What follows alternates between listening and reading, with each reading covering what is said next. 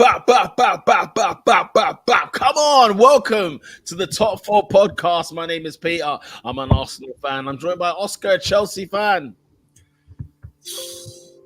Another week where I'm sat in disappointment. No 3 points. We moved though. We moved. Jadon Sancho, Kennington where it started. You already know the vibes. Let's get it. Kennington's where it started indeed. I'm also joined by AD running down the wing, a Liverpool fan. Always, man. First off, man, RIP Sol Bamba. I don't know, man. I thought of that one, man. Like, yeah. No. What's the situation? What happened? Because I think he was sick for a while. I think he was diagnosed with cancer maybe like 4 or 5 years ago. Oh right, okay. Yeah, I think it was just one of them ones. That's gutting to hear, man. Yeah, you're right. I mean, it was one of them ones. I was watching it like that can't be real. Like this can't be real. Do you know what I mean? Like, we literally saw him playing Premier League football not that long ago. But I saw him in the AFCON this year. God, he played in the AFCON. No. I just like suited and booted. It was like I don't know if it was a commentator or what, but it was proper like an ambassador for the Ivory Coast. Obviously, it's back home and stuff. Yeah, man. Yeah, a crazy one, man. A crazy one indeed. Of course, yeah, for sure. Rest in peace, Sol Bamba. You know what I mean? Rest in peace, Sol Bamba. Rest in peace, Sol Bamba, man. Absolutely. I've got a song for you, though, man. Talk to me, man. It's a bit of a play. It's a bit of a play on the original, but I forgot some of the words, so I made up some new words to fill in the blanks. Oh nah. Oh nah. They talk about Rashford. At right back is Mesrari. Gonna pass like Ferrari. And they still got and hogs and hog. They talk about Rashford. At right back is Mesrari. Gonna fast like Ferrari. And they still got and hogs and hog. Listen, man, give them an obliteration. Shocking club. Shocking club, bro. Love that stuff. We'll dive in, but before we do dive in, guys, I want to know what's your surprising / highlight of the week. What you got for me, gents? I think my surprise is probably we're going to get onto the transfer window closing and deadline day and all of that. But you know, the switcheroo, Jadon Sancho landing himself at Chelsea. I think when we spoke on the podcast this time last week, I would have been very shocked if you told me Sancho was a Chelsea player by the end of the window. But here we are. The dream signing that I wanted in 2020 has arrived in 2024. So do you know what? Considering how Chelsea have been moving, I mean, you've got Neto in the camp, you've got Joao Felix in the camp. How surprising is it to have Jadon Sancho? In all honesty, it is, but it's not. It's like it's like you're watching the Royal Rumble and you're like, Is Batista going to be there? And then he's there. You're like, wow, but it's not the craziest thing you've ever seen. Yeah. So it's like that. It's like, I was expecting something mad. I was expecting Osimhen to come through the door. I'll be brutally honest. That's what I was expecting. Did you? Or an Ivan Toney. I thought we'd get a striker through the door. I thought the board really wanted a striker. I thought we did not. Striker, yeah. But sure. And Sancho is a weird one as well because Sancho is like, it's like everything you wanted, but not at the right time. It's so weird. It's literally like when The Rock came back and said he wanted to fight Roman Reigns. Because I was like, I wanted to see this for ages, but not right now. Not right now. Like, Sancho is not someone I wanted.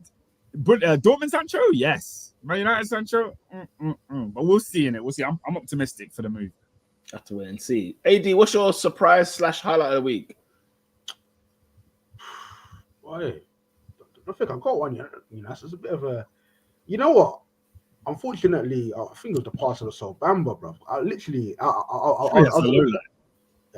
a low light. I was just in shock. Like literally, I was in a barbecue, scored the phone for 2. I was like, raw. That motive, luck off of my mind, man. Couldn't feel the beat again. Yeah, man. I guess that's for the week. No, that's a good one. I think for me, it's got to be. You know, I was leaving the stadium at the Emirates. Yeah. I must have been at around the 85th minute on 3:00 kickoffs. And I'm moving now. Bear in mind, our game's up. So I'm there now. I'm moving. I see Everton 2 up. Pete, your mic needs to be closer. You're cutting in and out. You're doing something. What do you mean, bruv? Man's not doing nothing. Now I can hear you clear. Before you was in and out. What a bumper. Right. I said, leaving the stadium, innit? Everton are 2-0 up. 85th minute. Cruising. Everton are 2-0 up. By the time I've got down outside the stadium, bear in mind, I'm in the stadium. By the time I got out of the stadium, I see on my phone, because I'm looking at the fantasy, really. I see on my phone, like, Everton, like, Keane. I had Keane in my team, innit? And he had like a bag of points. And then all of a sudden, I see man's points reduced. It's like halved. So I said, hang on a minute. I said, let's have a butchers. I thought, I conceded in it. I thought 2-1, clean sheet gone. Even though he still scored, clean sheet gone. All right, cool, innit? 2-2 now. I go into the ting. I'm scrolling the ting, bruv. Yeah, scrolling. Because it started, the app must have been spazzing because they couldn't believe what they were having to do. But I saw 3-2, yeah, Bournemouth, without them giving me the goal scorers. I said, something's not right. They can't not get any of the goal scorers in this situation. Bro, Everton losing a 2-goal lead at the 87th minute to lose, not to draw the game, but to lose the game. 3 goals were scored in added time, in like 5-10 minutes, whatever it was.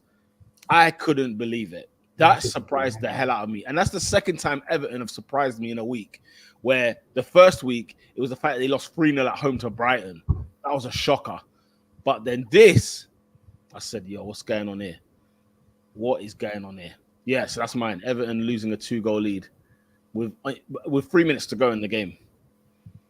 That's a disgrace. It's a disgust. Oscar, let's get into the comment section. Let's get into the comments. Obviously, we were on the RIP Sol Bamba. Another RIP Fatman Scoop, another one that came in Saturday. God, yeah. Can I be honest with you on that one? Yeah. Oh. I thought man was gone. Like I must admit, I thought it was gone time ago. Like Benita was telling me, you know, you hear Fatman Scoop that. I said, I ain't gonna lie, blood. I didn't know he was still alive. Is it me or was Fatman Scoop on Big Brother? Did I make that up? Wouldn't be surprised. Doesn't ring a bell, but that's a good one. That's a good one. Now, Fatman Scoop reality show. I don't know. Let's Google. And that one was sad because like he was on stage. Like literally his last words were to party. And people post a video, bro. I've seen the video of man passing away. That's horrible. Yeah, man. Well, say that again. Like he was on stage. Like legit, like performing. Well, when he passed. Yeah. Oh snap! What happened? Like a heart attack? Yeah, like he just collapsed, bro. I don't know if it was a heart attack, but he just collapsed on stage. Yeah, bro. The guy was in Big Brother, bro. All right, Pete. You got one more introduction to do before we get to the comments. That's good, brother. And he was only 53 years old. Jesus. But of course, big up. Hey, we got Ernest running down the wing as well, bro. Coming on the left flank like Frank Lampard for a late one in the penalty area. Ernie in the building. Manchester United fan. What's going on? Good, man. It's been a good weekend. Whoa. Why would it be a good weekend? It's been a good weekend, man. Yeah. What's your surprise or highlight of the week? Manchester United fans slowly dawning on the reality that this guy is not it. Slowly dawning? What? Ernest now? Adrian, Oscar, you guys don't know the people I know. September 24, mate. No, but like when I tell you lot that Arsenal fans are delusional, but Manchester United fans are stupid, I'm not lying to you guys. There's ample evidence. There's a plethora of cases of human beings, sentient individuals who are refusing to use their God-given brain. But because I've been told that I'm negative, I'm just going to weigh it out. I'm just going to wait. I do know Man United fans are really loyal, like really loyal for a long time.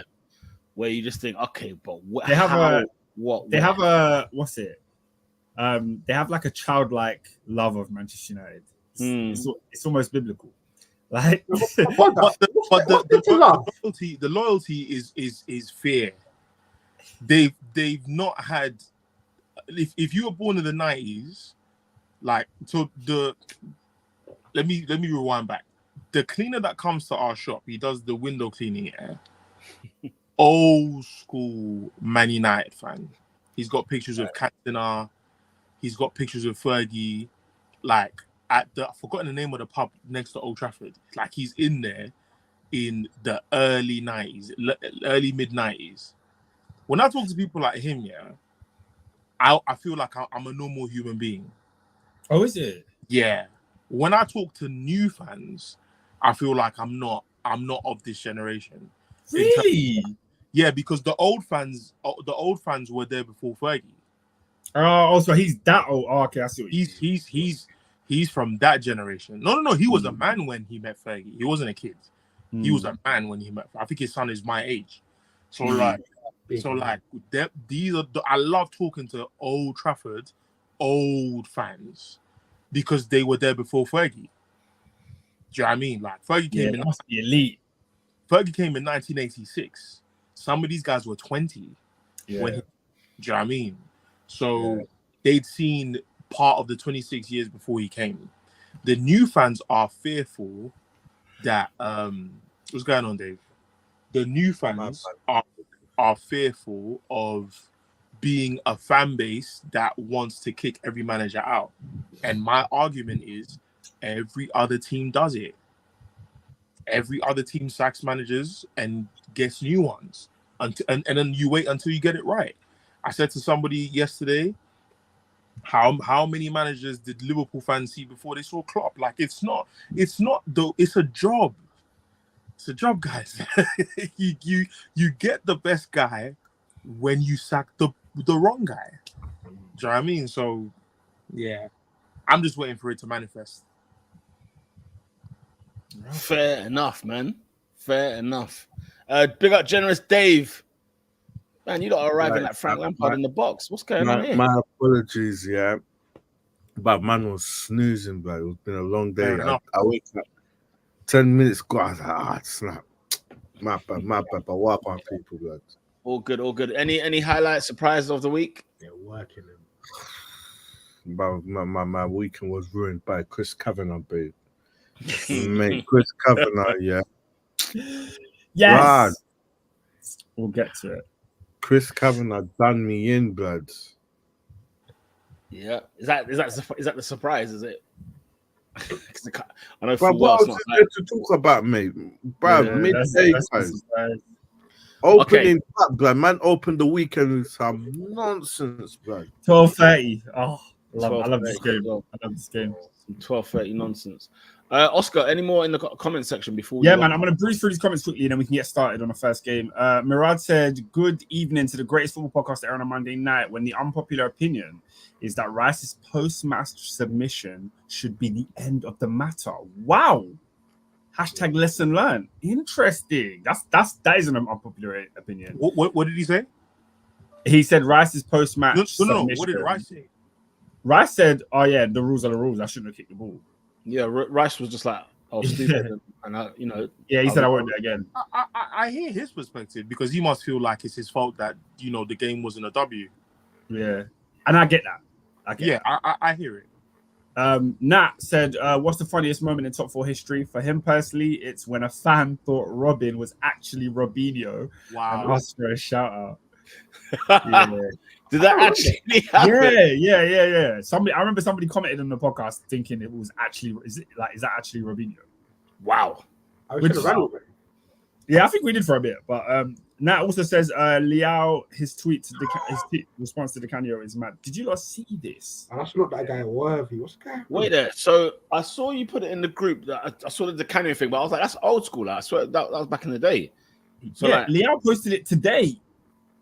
Because he's obviously he's thingy in it. They played Lazio, didn't they, on the weekend? I would say obviously this is normal place. As in, like, you know what I mean? Remember who you man are, yeah? Yeah, but it's wild that it's guy, bro. If that was this league, bro, you get banned straight away for that kind of behavior. Shout out to him. Yes, you would. So like, if I put up say I don't know, say friggin' Saka puts up a video of what Enzo Fernandez did on the coach, is he gonna get done for that? Yeah. No, he's not. I think he would. No, he's not. Let's say Arsenal play Chelsea, yeah, and Enzo wipes out Saka. He does a bad tackle on him, right? End of the game, Saka goes online, posts the video of what Enzo did. Saka's definitely getting a disciplinary for that. For what? Definitely. Bro, the Premier League don't play with that kind of stuff, man. The Premier League ain't got no balls. What are you talking about? They don't, but they do fines and suspensions. That's what they do. They ain't got a set. They ain't got a set to tell me. Okay, what are we sanctioning Saka for exactly? Oh, or Leao? Get into it, but because you wouldn't have to agree with it. But no, I'm saying, what would their case be? That's a good question, though. Like, what would their case be? Exactly is it? What's the case? You're sensitive media. You're promoting the stuff that's happened before. The only time I've seen social media the only time I can remember was when Sanya commented that Man City lost the game because the other team had 12 men, and it was like the Prem got involved and fined him or whatever. I think he got a game ban or whatever. Well, I've forgotten, but that's the only time I remember social media being like an added piece of evidence in some level of investigation. I think Ryan Babel as well. This is between two players. I don't know, man. Yeah, facts. Yeah, yes, I remember that. Yes. It's I don't know. It's hypothetical. Who knows what would happen? But I just don't think you'd get away with that in England. I think Sanya joined City the following season. That's what made that hilarious. No, I swear he was a City player when that happened. Oh, he was a City player. Yeah, I feel like he was a City player. Maybe he was talking about they lost. I believe it was under Pellegrini, and I believe he was like, they had 12 men or something like that. I believe he was in a blue shirt. It might be the Nike era. Right. Yeah. Right. Well, right, let me run through some more of the comments. Shout out to my guy Mohammed. He says, "Big up top four. It's been a while. I'm here to witness what Oscar really thinks of us so far. Don't worry, we'll get to it." Barack is in the building. He says, "Big up top four, the best podcast there on a Monday afternoon when certain individuals are more pressed on Leao's response and not the fact that Italian football still gives Di Canio a platform." Interesting. David says, "Big up top four podcast. Hope everyone had a blessed week. Hope you did too. Top four will always be number one. Amen." Baraka says, "NFL back this week. Are you lot ready? Ready? Let's go. Who are we? The Commanders. Let's go." Murad says, "I'm personally nominating iOS Shion for the moment of the season, top four podcast history." What did he say that was the funniest moment? Speaking of which, I think he might be joining us later, to be fair. But yeah, what did he? I was chatting to him at church yesterday. He's like, "Bro, I was like, come on, then." But yeah. Not here said that the vocals were egregious, Adrian. I don't know, man. I was happy with the vocals. Nothing wrong with that at all. All right, I feel like everyone's got a touch. Let's get straight in. Let's get straight in. Whoa. What? First of all, whoa. Everyone's got a touch. You need to freaking slow down. Okay? This is a football podcast. Everyone's got to touch the ball. That's what I meant. It's 8:21, Oscar. It's not a watershed moment yet. Right. It's you that needs to be banned from social media. I need to be banned. Respectfully, you say some wild stuff, man. Post 9 o'clock. I was just saying, because there's a load of comments. I can't go through every single one, but every single person got a comment read out. So everyone got a touch. There you go. Brutal. Yeah, your brother's a wild boy. I'm a wild boy. Listen, when it's post 9, you know what I'm saying? All bets are off. Everyone's got a touch. Everyone's got a feel. That said, Peter's coming like young spray. Just pause every 5 seconds. Can't say nothing. What a life we live in. By the way, I'm currently watching Salford City versus MK Dons. I love it, bro. I'm searching for football, guys. This is not the one. Huh? Is Gary Neville there? I haven't seen them. I never don't watch them games. Let's be serious. Do you know what game he was watching, though? He's doing the overlap. Oh, the game he was watching, indeed. Was that Old Trafford? At Old Trafford, it was Manchester United 0, Liverpool 3. I mean, it was a day of absolute glorious emotion for Arne Slot, or Arne Slot rather. AD, you turned up to Old Trafford yet again. I hear that you've won, or I hear something like you've won. Is it 13? Like, you haven't lost in 13 at Old Trafford or against Man United. Don't quote me in the league. No. That's no, because remember they beat us like season before last. But what in the league? Yeah. Remember when Sancho scored? I wonder, maybe you've won. Maybe they've won one in 13. I think maybe they've won one. Yeah, 1 in 13. Huh? Who scored that game? Sancho. It's like 1 out of 5. My brother Sancho. You already know. Come on. Wow. Tell it where. Tell it.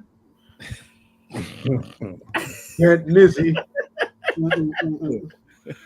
I don't know about you, man. You see Kelly where it started, yeah? When you hear question, if gang pull up, are you gonna back, brother? I'm in the zone, you know. Yeah, I can do anything. That lyric, I can do anything. I can fly. Oh man. AD, let's go, man. Yeah, man. First of all, man. Oscar, big up for that segue. I haven't seen a segue like that since 2016. That was phenomenal. Oh my. But speaking about segues and speaking about someone being taken for a ride, what Liverpool did to Manchester United, and you know what, it's quite easy, and I don't even want to say it's even going to be a bit lazy of me to sort of say this, but you look at two teams, right? You look at two processes. Ten Hag is 2 years and 600 million into his. Slot is what? 6 weeks into his, right? And you just see how one side know exactly what to do, they know exactly how to press, they know exactly where to be in the pitch, they know exactly what decisions to make to please the manager. And don't get me wrong, obviously, you know, I know Slot inherited a strong side to begin with, and ultimately all he was doing was sort of putting his touches onto to what Jurgen Klopp done for all of those years. I get that, right? And then you look at Erik ten Hag and what and utter driveling crap he's put out, right? Where he's asking a 32-year-old Casemiro to turn into prime Yaya Toure, and then he's got poor young Kobe Mainoo defending, working like a dog, and then he's got. And then for some inconceivable reason, he drops Ahmed. And anyways, I think I'm probably sort of stealing into this thunder here. But it's like you sit there and you say to yourself, right, what the hell is actually going on? And then you see what I found really, really telling. It was in the sort of the post-match commentary wherein they asked Erik ten Hag, "Oh, so what went wrong here?" And then he said, "Well, we've won the most cups in the past 3 years." Other than Manchester City, and then he tells us, "Oh, well, yeah, you know, we made a couple of mistakes." And then you listen to Arne Slot's understanding of the game, and he literally told us, "Raw, the way these guys press, they leave the fullback areas and the midfield open, and we can create overloads in there." And if you see time after time after time, whether it was Gravenberch, whether it was McAllister, whether it was Szoboszlai, completely sort of picking pockets, physically better, technically better, tactically better. And I'm sorry, guys, what all of that boils down to is it boils down to 3-0 whitewash. At this moment in time, Manchester United are nowhere near Liverpool, and it's insane because if you're to sort of say, right, who's the team who've been under their manager for 2 years, who's the team that have sort of had time to sort of adapt, adjust, buy into a process. That same question and see. Go on, ask it. And just to I just want to big up Ryan Gravenman, because I think for me, don't get me wrong, like I still think, you know, us not getting a 6 is ridiculous, and I still stand by that. If you want to go and challenge for a league, we know where we fell off last season, and we know what could potentially take us off the edge this season. But I've just been thoroughly impressed by him. Like he's looking like and the thing is, it's not even necessarily like, I understand, you know, he's got tech, and I know he's sort of good in a half turn and whatnot.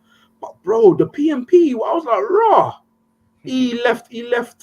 Obviously, it's Kobe Mainoo and Casemiro. They're not necessarily the quickest or strongest these days. But he left the man in his quake. There were times where he'll be in the 6, and then there'll be times where he'll be on the edge of the box being decisive. And you know what? I'm sitting there and I'm thinking to ourselves, you know what? Liverpool may actually have a potential world beater on our hands. Because let's not forget, it's going to sound weird what I'm about to say, but a few years ago, when we were talking about sort of the starboy midfielders, it was Camavinga, it was Bellingham, and Ryan Gravenberch's name was there, you know? Like, so yeah, so you know what? He seems motivated. He seems like he's got that kick up the backside. So I'm hoping he can kick on. Equally, I'm hoping sort of, you know, and it will almost be boring for me to just sort of mention, you know, each player, because I thought everyone's man was fantastic. I thought defensively we were strong.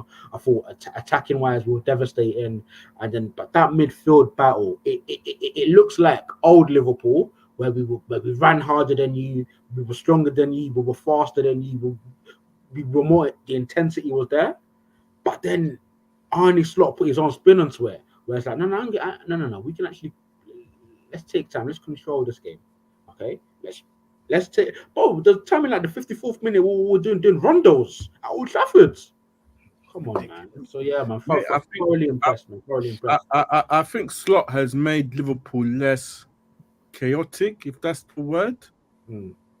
I think your midfield, when teams like last season, you kept Van Dijk was left one-on-one. But this time, I think it seems, all right, you're not, teams are breaking on you, but Van Dijk's able to clean up mess. Last season, it was just all over the gaff. And yeah. I love this exchange with Lissandro, man. That was mad. Yeah. That's try with me if you're honest. Yeah. You're bad. I said that. This guy. Van Dijk seems more confident, more secure. Like, okay, there's no one running at me like that, like I was getting moved about last season. But yeah, Liverpool were great. Some of the football in the first half, I was just like, there are chances where you lot could have got opened up, but just silly passes and mistakes the correct pass not being made and that. But overall, yeah, Liverpool violated, bruv. Oof. And I said, just get rid, bro. It's just rinse and repeat, bro. Yeah, I mean, AD put it perfectly. I think there's a few. Gravenberch, as you said, I thought was probably the man of the match. He was really, really good in midfield. Now, when you look on paper, Liverpool's midfield versus United, because I remember when I seen the team sheets come out, and I was like, do you know what's funny? Like, it's weird to say this, but on paper, United's midfield's better. Like, it just feels weird. And you almost can't even believe it anymore because of what you see on the pitch, how they perform. But when I look at whose midfield I'd have, suppose like Gravenberch, McAllister, or wait, why? Say again? Wait, why? Why is it on paper? I don't know. When I see Casemiro, Fernandes, and say Mainu, versus Gravenberch, Szoboszlai, and McAllister, I'm looking at United's one. If I'm looking on paper, I'm looking at United's one because it's got the talent. You know what I mean? What does it give you though? All I see with United's midfield is X factor, and the other one is balanced. Look, I think Arne Slot has done well to make it look balanced. Klopp did well to make it look balanced at the end of last season. The beginning of the season last season, I don't know. Like, we were looking at Liverpool's midfield and asking serious questions, whereby there was like a massive, it was like a donut. It was a massive hole in the middle of it. So, but that midfield finished third. It did. No, and credit to them. Credit to them, because at the end of the day, Liverpool is a well-drilled, coached football club. Wow. Whether that was under Jurgen Klopp, or whether that's because if you look at it as well, right? We look at Arne Slot, right? He's just come in there, no nonsense. Like, we're not here to muck about. I'm not gonna lie to you, yeah. I love Jurgen Klopp. Yeah. Klopp's second team I ever had was Dortmund 2011. Uncomfortable conversation. 2010, 2012, yeah. Yeah. But I'm not gonna lie. If I thought, what would I want to be like if I was a manager? It's Arne Slot, He doesn't smile. He doesn't say anything. He doesn't say anything. He doesn't give you more information than you need. He just says exactly what he needs to say. And he cuts. It's very un-Liverpool. Brother. That's what I find very interesting. It's very There's no charisma. There's none. This is a Chelsea manager. This is a Man United manager. Do you know what I mean? This is a guy who, from in that kind of hybrid era of like, I come here to do a job, and we're not here. He's not trying to impress anyone, bro. Do you know what it is? Yeah. Do you know what the funny thing is? A, he's not here to impress nobody. Yeah. But B, like, I'm telling you, Ipswich half-time was probably the most important moment of his career at Liverpool so far, because he came out of that second half, where I think he must have booted someone. We're gonna hear about it later on in one of these podcasts somewhere down the road, right? Where we're gonna hear what he did at half-time in the dressing room, because Ipswich. It could have been. It could have been how Fulham played against Liverpool on the opening day of whatever season it was. Was it last year or the year before, where they drew the 2-2, and then we would have seen this Liverpool side like unrecognizable. But there's something happened at halftime at Portman Road, where Liverpool all of a sudden I think it was one of those ones where everyone buckled up, put their tie on, top button done, off we go. No mucking about. And they did muck about a little bit at the end of the United game because obviously they thought like this is piss easy, right? Where Szoboszlai should have buried it when it should have been 4. He was moving crazy. I'm like, because Van Dijk said the game should have been 5-0, and I'm like, yes, yeah, that should have been 5-0. And don't think for a second. So don't be surprised if Szoboszlai's dropped the next game. Just on that basis alone of what we're talking about with Arne Slot does not, or at least he's going to dress him down at full time. Yeah, well done, guys. Well done getting 3 points at Old Trafford. We love that. You know what I mean? When they asked him, like, is this like, how special does this moment feel for you in terms of having a win? He said, well, my first win against Ipswich was my first win for Liverpool, so that's special. My first win against Brentford was the first game at home. That's special. This one, okay, it's a big game, so I guess it's special. That's like kind of how he just took it. He said Alisson made too many saves. I hear it, man. I hear it. Yeah, he sounds very composed. But the thing is, Oscar, on top of the composure, is the fact that you look at the football that Liverpool are playing. Pay attention to their system and their style, and he's only been here for a week. You know what I'm saying? And we know what kind of football we're getting from this guy. He's got a yard yet. And what AD said at the top of the show, we've got a manager who's been there X amount of years, 600 million, and then we're still asking the questions. Ernest, I'm sure, will jump onto this anyway when he talks United. But like, you just look at a Liverpool side where I'm just like, I expected this Liverpool to be like this the last couple of seasons, and it didn't quite work like that. I think you got drew there last year, wasn't it? And you lost in the cup. Yeah. And there was a part of me that thought United might win this game. There was a part of me because I felt like I lost trust in Liverpool winning at Old Trafford. Even though previously they've done 5 and no. But I started to lose trust in Liverpool at Old Trafford. I was chatting to my boy who's a Liverpool fan on Saturday before the game. He said to me, playing Man United is like playing Everton. We're supposed to slap these up now. That's what he said to me. He was like, we're supposed to win these games. Yeah. Like, it feels like if we lose, it's the end of the world because we're supposed to win. Yeah. And I think I had just based on how Man United have played particularly, I had no doubts that they were going to win this game. I'm sorry, bruv. You see this rewarding incompetence? When I said at the start of the season, no. Get rid, bruv. He needs to go, bruv. Go on, I know for banter people say want to stay, but I'm not one of them ones. When I see incompetence, please. Shout out to Salah's surgeon, man. Salah's trim. That turkey thing is growing back in the corners like quite well. Very well. I'll give it because that. Did he go Turkey or Harley Street? I don't know. I never wanted to grow his hair back. Huh? I think the fade now looks banging. No, because remember in pre-season it looked like he'd gone Turkey. Yeah, he did. That's what I'm saying. So for me, the fade was class. I'm just saying that the corners are even up well. Like there's a time in pre-season he scores a goal, yeah, and like with this, like celebrations normally is all on top. The players, there was a distinct like they backed off. They didn't get too close. It was still fresh. the follicles were still, you know what I mean. Salah was still standing up in that. He scored and said, chill. Guys, as much as the goals were good quality at Old Trafford, Ernest, why does your team not like defending nor like winning second balls? Wait, what is going on at Manchester United? Why are we here? I think yesterday, the thing that I was impressed with the most with United is I think our back four was good. Okay. Was good in the game. I think the issue is that the manager in possession is overcooking this rice. Like there's a lot of like our Kobe Zidane Manu. My son got cooked, man. This by itself, man.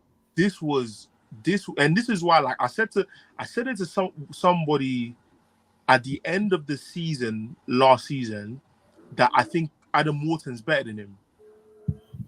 Oh wow! I think Kobe Mainu is good, and I think he's still finding his actual position. But as my good friend James likes to tell me, in the Premier League, your first season is for free. Like, you can have that. You might do a because Kobe Mainu against Liverpool at Old Trafford last season was sensational. Why they wrapped it top bins? He nutmegged, was it Kwanzaa? Or like he drifted past him, and I was like, wow, I have not seen a midfielder like this at Old Trafford in a long time. Do you know what I mean? And you guys know me. I've been begging for a midfield since Michael Carrick was there. I'm still waiting. Yeah. Do you know what I mean? I'm still waiting for a good midfield. But okay, so the back four, I believe, in terms of our rest defense, when we're keeping possession, but the fullbacks haven't gone full throttle and everyone's in a straight line, I think we were good. You saw the best and worst of De Ligt. Do you know what I mean? De Ligt did his job for the first 40 minutes. I watched the game again this morning, guys. I just wanted to see if I was over. No, because Oscar, you know me. I got MUTV. Do you know what? Yeah. Ernest, you've inspired me, bro. I've watched every Arsenal game this season. 19. No. It gives you. No, it gives you. Watching back a 3-0 pamming. But Oscar, but you got one thing people need to know about me, yeah, and you guys know, like, football is genuinely, from the bottom of my heart, it's not that deep. It's a simple game. It's just not that deep, bro. It's very simple. I love like it. David. It's not that deep. Man, I've seen guys at my shop, yeah, twerking for Voldemort to come back to the team because they've seen him murking in Marseille. Yeah, I'm like, guys, Voldemort. I'm like, guys, It's not that deep. It's not that deep. Yeah, it's not that deep. Like, ultimately, Manchester United have been yes and no. What's going on? Shout out Endo, man. At least he shows up, man. At least he shows up. Nah, listen. For me, I feel like football is never deep enough. Like, you know, some of my people at work will tell me I can't sleep properly. I'm like, bro, you know, like, these guys don't know who you are, you know? Like, it's not that, man. Like, sleep. I can never ever in my life, like, be furious with a human being because of football. Never in my life. Never. That's not come on, guy. Come on, never. If you say something, like, I argue on, like, whether somebody is chatting wet, not because of the game. It's not because of the game. But anyway. Oh, yeah. I thought you meant the players. No. Like, it's not like that. But for me, like, our rest defense, I think, was good. Erik ten Hag has made an attempt to try and do a lot of. He hasn't watched Kepa 1920. Hey, Kepa will make you lose your head. I've been trying to understand from his first season to now what the actual plan is, and for me, I don't think there's any midfielder he can buy that would ever make me think I see what Ten Hag is doing. There's not one. Why wasn't Ugarte able to play this game? We didn't register him before. I thought he was signed like 2 days ago. No, we made the announcement 9:30 deadline day. Okay, I thought he was there prior. No. He was in the ends, but he wasn't registered for announced. Yeah, he wasn't registered for whatever reason. Right. So okay. There's no midfielder. What's it called? Like, there's no midfielder we can ever sign that will make me believe all this Frankie De Jong chat. I don't believe for a minute that we will ever be the team Ten Hag wants us to be, ever. Simply because I don't believe the style of play he's trying to implement is sustainable.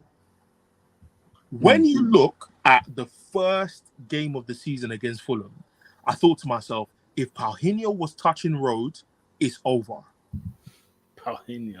If Paulinho was here, it is over. Because the number of times we had turnovers, because their midfield without him is just not the same. Smith Rowe, like, respectfully, is still finding his feet at a new club. And I'm still not sure how much he influences the game. I don't want to talk too much on this topic. But we played 3-1-6 when we had the ball. So this guy had Casemiro sitting next to the centre backs, and we had Kobbie Mainoo sitting deeper, and the fullbacks are sitting next to the attackers. So every single time Casemiro's in the middle is trying to give the ball to the 3-1, the one is Kobbie Mainoo, Gravenberch was on him like leprosy. Yes. No, I don't think you guys Yes. understand. Gravenberch dunked on him like Vince Carter. Mm. It was scary because I was like, I've said to you guys last season, our midfield isn't athletic enough. All our passes were underhit or overhit. Liverpool's passing in the transition was rapid. Pew, pew, pew, pew, pew. I'm like, yo, we are miles behind. And to put it into context about how miles behind we are already owing the Premier League 3 goals. We are in arrears. Oh, you're -3. Oh, we are in arrears in September. And to put it into context, Freshers we get started yet. You see why I love Jay-Z? Because he says things like men lie, women lie, numbers don't. Do you know what our goal difference has been since Ten Hag came into the league? Oh, the total. Oh, I can't wait for this. His first season when Rashford saved him. You know, like S on his chest, save Ten Hag. Our goal difference 21 was +15. See how you in overdraft when payday was yesterday.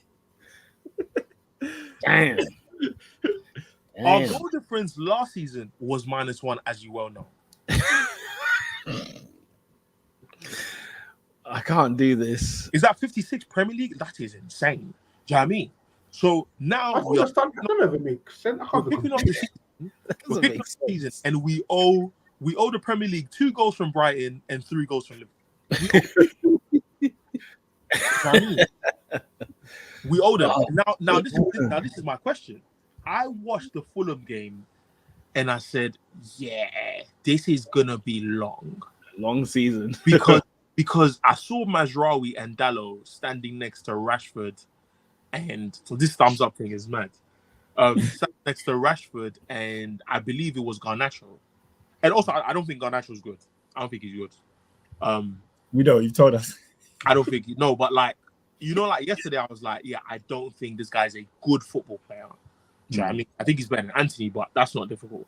But anyway. What is it that you think he lacks? I think he lacks IQ. I think he lacks serious IQ. A lot of these dribblers don't dribble enough for me. And it's like, you're trying to do the Ronaldo thing. Nah, no, stop it. But yeah, I think he's great. I think he's going to be a great sub for us. I think he's going to be a great sub, but he's not a good footballer. So anyway, when you have that many players in the attack, and we did it all last season as well, Fulham came to our ground. In possession, it was like 5-0-5. There's nobody in midfield. And now you want to sign Ugarte, who people are now going to pile all this pressure on to be better than Casemiro. Now, for me, maybe like 14 tackles and interceptions per 90. Now you see, for me, the issue with yesterday is that the laziest analysis I saw yesterday was that this game was on Casemiro. Yeah, I thought that was lazy. That was lazy. Guys, I beg you, watch the disallowed goal again. Gravenberch grabbed the ball from an interception that Kobbie Mainoo is too slow to see the pass. And literally, he grabbed the ball, and it was 4 white shirts. Yeah. Yo, it was mad. This was in the 4th minute. You know what I mean? I'm like, after Trent's goal got disallowed, and also he could hold that. Some fake Gerrard celebration, yeah. He used to hold that. Why? That was elite. Nah, he has to hold it. It wasn't even good. Nah.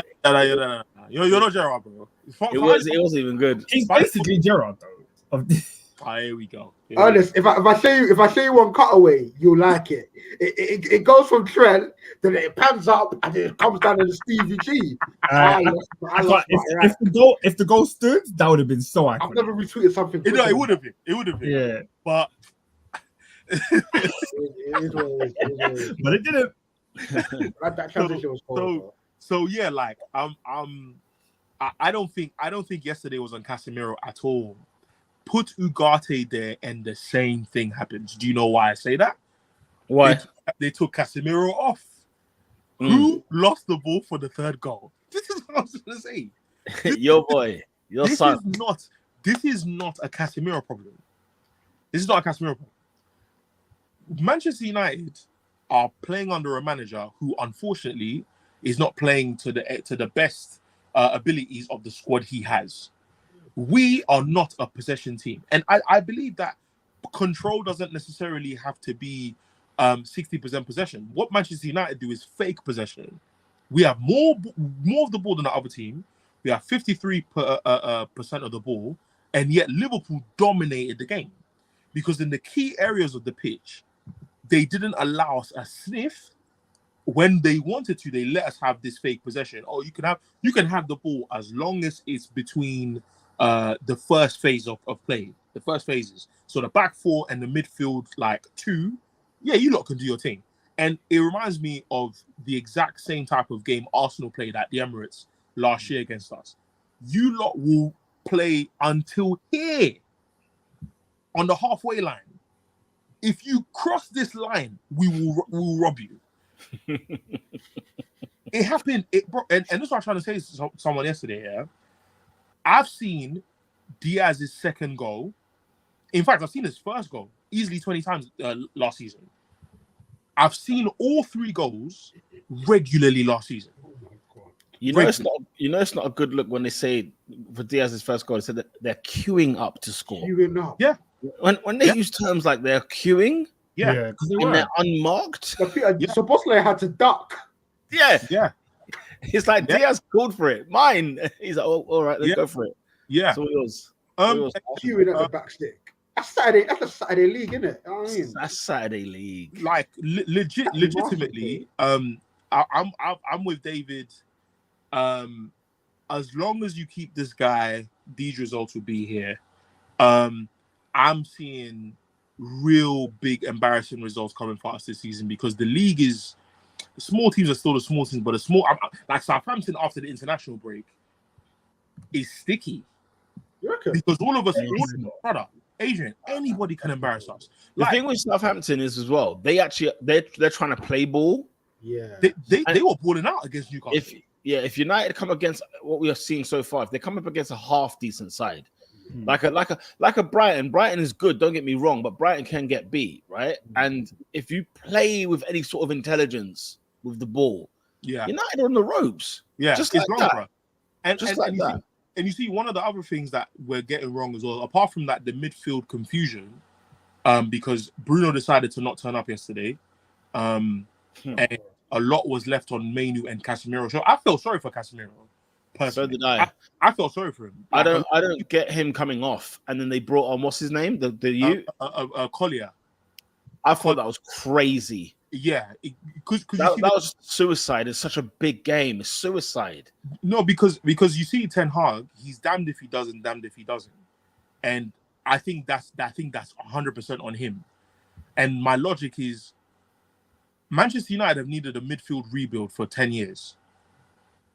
Ajax told you, what's it called? The initial assessment of Anthony's price was 25 million.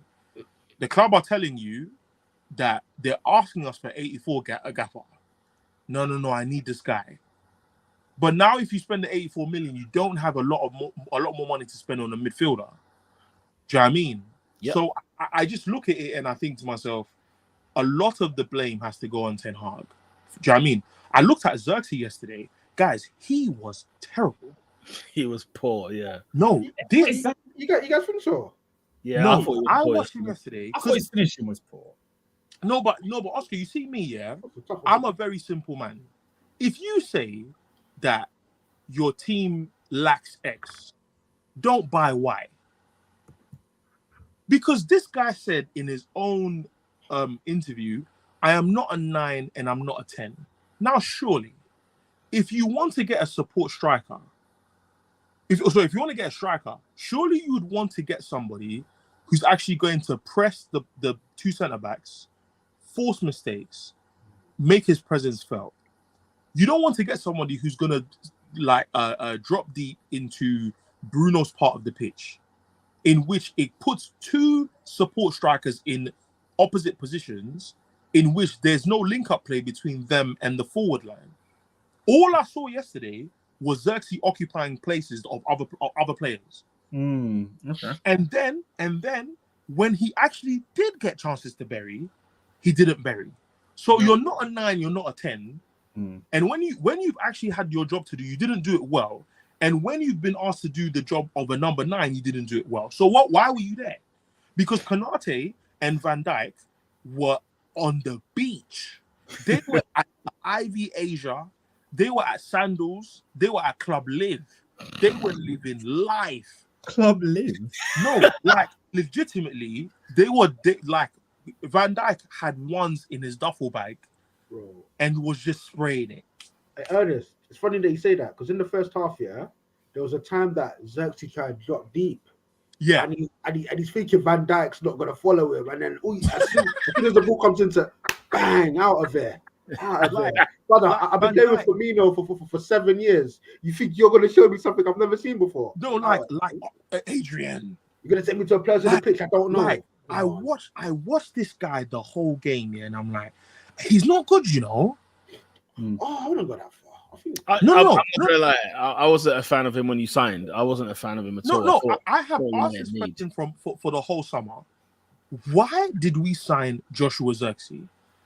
I have asked this question all summer because if you have Bruno Fernandes, who, you know, whether you like him or not, one of the best creative midfielders in the Premier League, why are you signing a striker who's going to drop deep?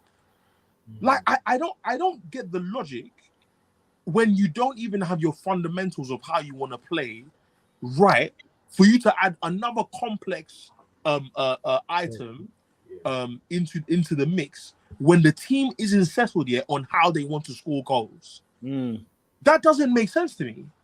If you like, it's like you lot are buying a crib, you and your missus are buying a crib, and you've got the sofa, you've got the air fryer, but your TV's not there, so you buy a remote. It doesn't make sense. Your house is not in order. Why do I not in order? Like, it doesn't make sense to me.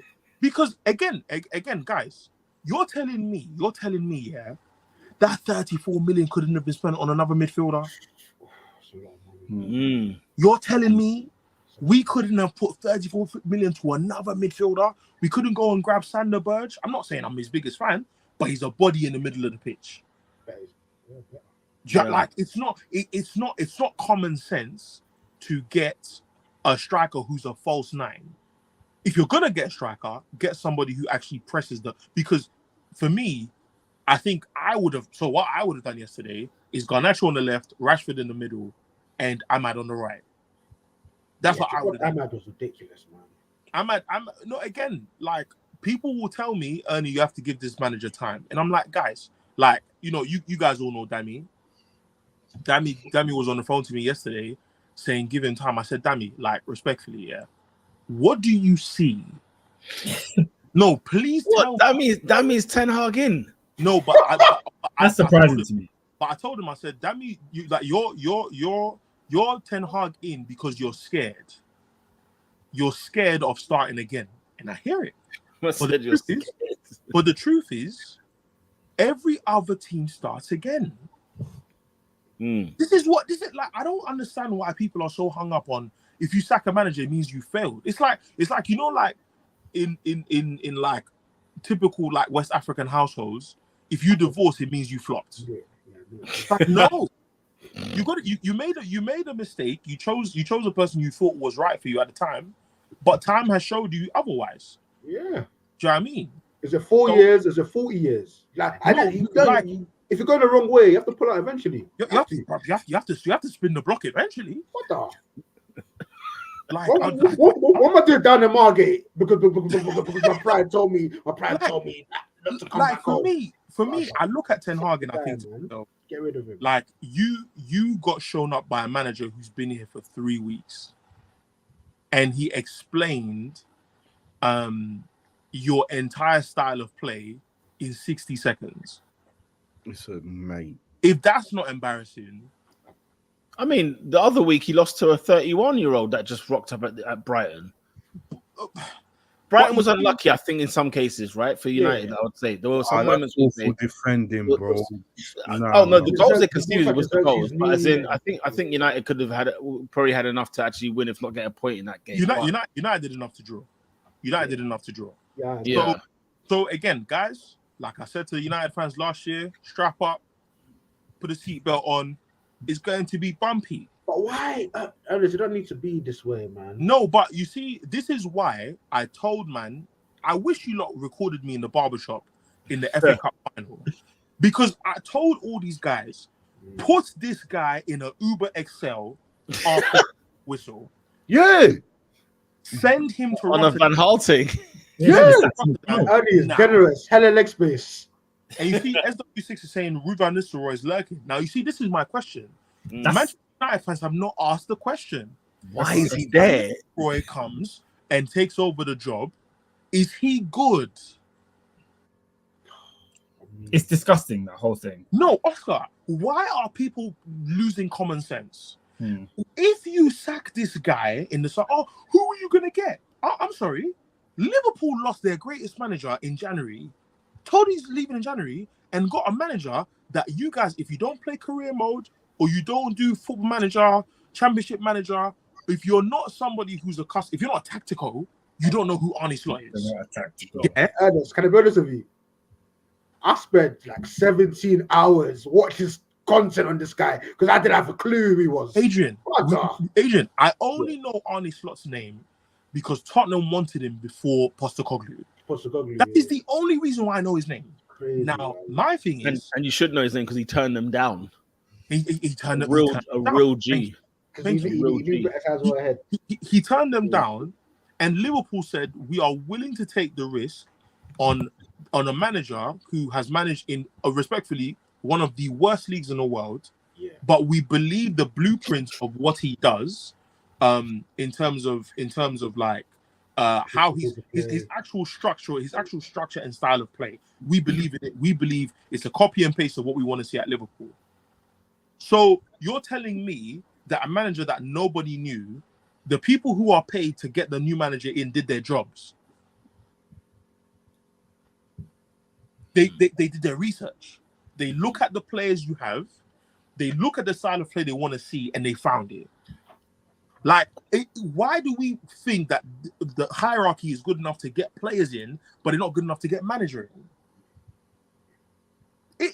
No, Manchester United fans, guys, respectfully, Manchester United fans have the IQ of a cockroach. I don't understand why people lose their common sense because of sentiment. It doesn't make sense. It's madness. Hearing what Neville was saying, trying to back the team with what United were doing. I have to turn it off, you know. It dawned on me a lot further that I was like, oh my God, he actually thinks this guy could turn this around, because the idea was that, you know what, the structure above Ten Hag was what was probably the problem, because Carragher, bigger Man United fan than Gary Neville. Yeah, I think Neville doesn't want to talk bad on Ten Hag. But why though? But he was willing to talk bad on Arteta. Yeah. But he's never come out and said Arteta needs to be sacked. He doesn't. But he was questioning Arteta in COVID. No, do you know what, Ernest? If you notice, Neville doesn't touch any United manager, period. Yeah, but for me, that's nonsense. None of your managers got touched. Because you're very, very, very speedily talking about other managers, but the one that's actually managing the club you claim to love, you don't want to criticize. Oli, I can understand. Yeah, I think that hotel football is I think it's on the Man United payroll. It's on the payroll. Neville just talks like an emotional fan. He's trying to get that in the new stadium development thing. He's in it, man. He's a consultant. Do you know what I mean? But you see, this is why I'm happy. This is why I'm happy being. I'm not even trying to talk like I'm some mad intelligent guy, but this is why I'm happy to be part of a select few who I can critique anyone. Yeah. I don't care who you are, bro. It's like Wendy Williams used to say, you're either for the people or for the industry. I think Gary Neville's a bit too much for the industry when it comes to United that he can't honestly critique. Because the fact that these guys were shopping for a manager in the summer, didn't get one, got Ruud van Nistelrooy as backup, and are like, yeah, let's go ahead with the new season. Crazy. And what I said last week or the week before about none of our teams really being ready for this season, bruh, it's evident in Man United more than most teams. Bro. And they're also, not ready. Erik ten Hag, as much as we sort of vilify him and slag him off on air, he's not stupid, right? He knows, he understands that. I don't know, man. No. In terms of Ruud van Nistelrooy, he understands the signal of intent. But I saw Ruud van Nistelrooy when Garnacho come off. He was massaging his back. I don't know, Adrian. I when you say Ten Hag's not stupid, I don't know, man. I think he's smart enough to understand his job must be in jeopardy. That's not difficult to conclude. Yeah. That's not difficult to conclude, guys. I'm not gonna lie. You see this today. I think I reached my lowest. Like I was this close to saying I want Oli back. I had to have mad. Delete that text, man. And the reason why, because I genuinely think, with the inclusion of like Ugarte, I think in the words of some of our favorite Rastafaris, we must can do something. We have to be able to do something this season, because I think if we finish 6th, it's a good season. I think if we finish 6th, it's a good season. But at the same time, I think that we have enough in the team to not lose to Bournemouth and Palace and Villa. I think we have enough in the tank. Just for starters. But at the same time, single figures. Because I'm going to say this one thing and then I'm done. I'll give you this clear example of why I think we need to change the manager today. I think the manager we have changes the narrative of whether Sterling would have been a good signing for us or not. I was very surprised you guys vetoed Sterling. Because I think under Arteta, Sterling is seen as, fair enough. This actually could work. If Sterling comes to Man United, he's another 300 grand a week Finnish player who we don't know what we're going to get out of it. Yes, you couldn't be more right. The manager determines whether the signing is good. Yeah. And I'm like, I don't think that we are going forward quickly. I feel very sorry for Ugarte because now people think he's the answer. Now it's like, Casemiro's public enemy number 1. So replace Casemiro and everything's solved. And I'm like, guys, you are in for a rude awakening because we have to go to Anfield. We haven't played City once this season. We haven't played Arsenal. I think Chelsea will beat us. We haven't played Villa. There's loads of results that went right for us. I'm not sure will go right for us this year. I don't think they're going to go right. And if they do, it's because of pure individual brilliance. I think De Ligt will be tested. I think he's going to face more shots than he ever did at Bayern Munich. Altogether in his career. No, like, guys, I'm shook. I'm shook for certain, man. Eddie, are the individuals even brilliant anymore? You see, Rashford is looking. You see people like Rashford, yeah. Rashford is on a depression tour. Brother. Yeah? So like he's received his new contract and he's not playing anymore. Did you not see that clip of Rashford on the timeline?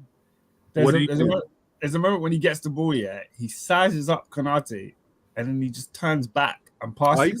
And then they showed clips of him in the exact same position like 2-3 years ago, just burning defenders, like size them up and then run. Like the first clip was his goal. Do you remember his goal against Man City, like his second game, where he sizes up Demichelis and just turns him and shoots? He had Konate in the same position and turned back. But that's what Ernest was talking about with Kobe Mania as well. Like when you first come and you're fearless and it all goes your way, but then the real life kicks in, man. Even man that came on, Crosley, or whatever his name is.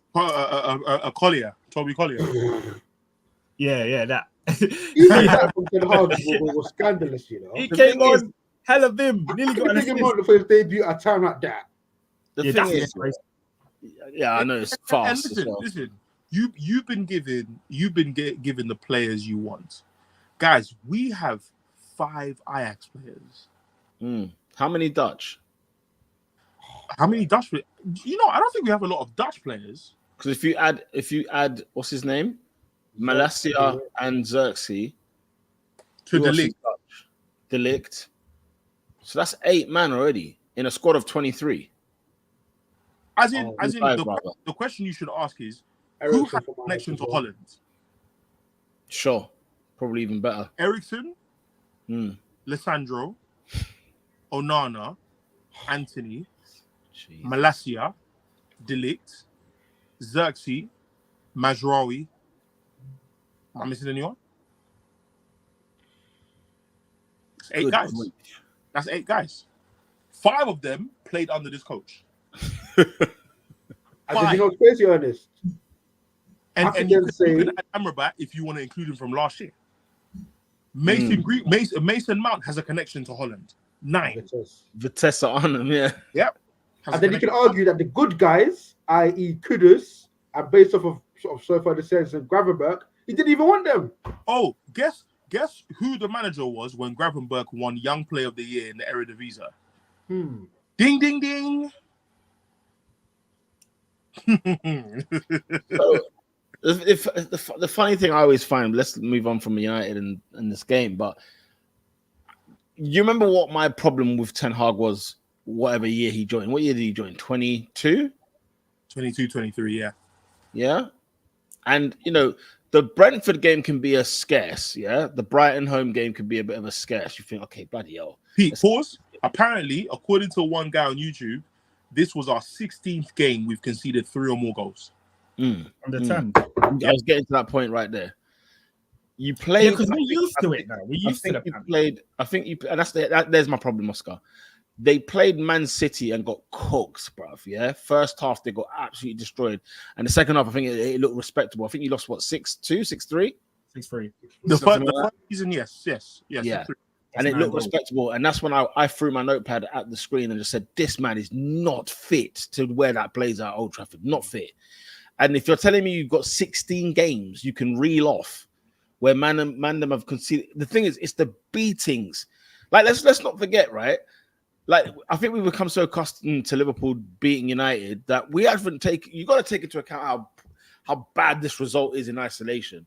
To lose 3-0 at home to Liverpool under whatever era, under whatever circumstance, even to the point where, like, you know, what they were saying, there was like 30,000 fans left by the 85th minute.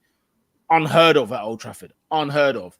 So, like, you know, the magnitude of which they booed the Garnacho decision, the substitution. They booed it. I mean, Old Trafford fans don't boo. Yeah, it was a bizarre one though. What was the like?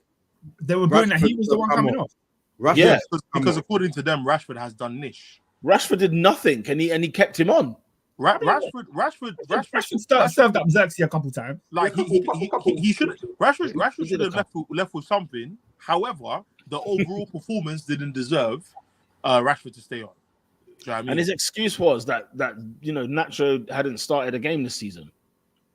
I personally think that Ten Hag does over ceremonial stuff in regards to player preparation and conditioning. Yeah. I think he overdoes it.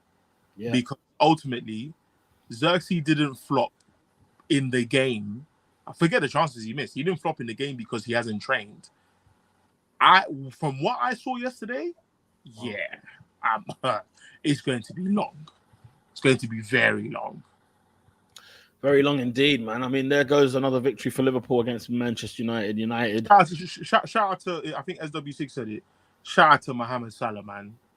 Salah doing his thing, man. I think it was like the first game of the season. I said, you know what, this is a real gunman we're seeing. You know, he's playing for either a new contract or he's playing for a new club next season. Like the way what do you think of his comments after the game? from the sounds of it, it sounds like it's saying, brother, listen. Let's go. Let's sign the thing. Listen, I've got a figure in my mind. I want to tell you with that figure in my mind. Let's get down to business. And if you don't pay it, hold on. The 350 a week contract is ending this summer. Yeah, 25. You remember when he signed it? Yeah. When did he sign that? Was that 2019? I guess so. Which I find crazy. He was getting 350 in 2019. That's incredible scenes. Wasn't that like 20? Not to be semantic, but wasn't that 2021? It was. Was it not after Thing left? Mane. It was the reason Mane left, innit? It was one of the reasons. Yeah, 2022. Yeah. Then 2022 for a contract that ends in 24 or 25 rather. It's 4 years. It's a bizarre contract. But Liverpool will be 33 next year. Liverpool needs to put some years on the contract. That's not his best. You know, 2 years after the 2022, he's on the last year of his contract. Yeah, that would never happen at my club. It's not a real contract. Chelsea is 1 year straight. Oh, Karen. That's how we played to 2040, mate. Adrian, blank checkbook. Who would you take to replace Salah next season? Oh gosh, I can't. It's an impossible question to answer. Come on, man. There's a lot of exciting wingers. He's the best right winger in the world. Probably Kudus, I guess. Maybe. You think he's better than Saka? He's the best right winger in the world. I'm doing in terms of gettability as well. Like realistically, someone I can get. Obviously, Saka's the next best thing in it, but maybe might gamble on Bakayoko. I don't know. There's a kid to answer the question, you can't replace Salah in a single player as Liverpool Football Club. And not on a Pep Guardiola, we cannot replace him. We cannot replace Salah. We cannot replace him. Guys, he's phenomenal. Wait, how do you place the Gravenberg, Szoboszlai, Andy Robertson yesterday? Yeah.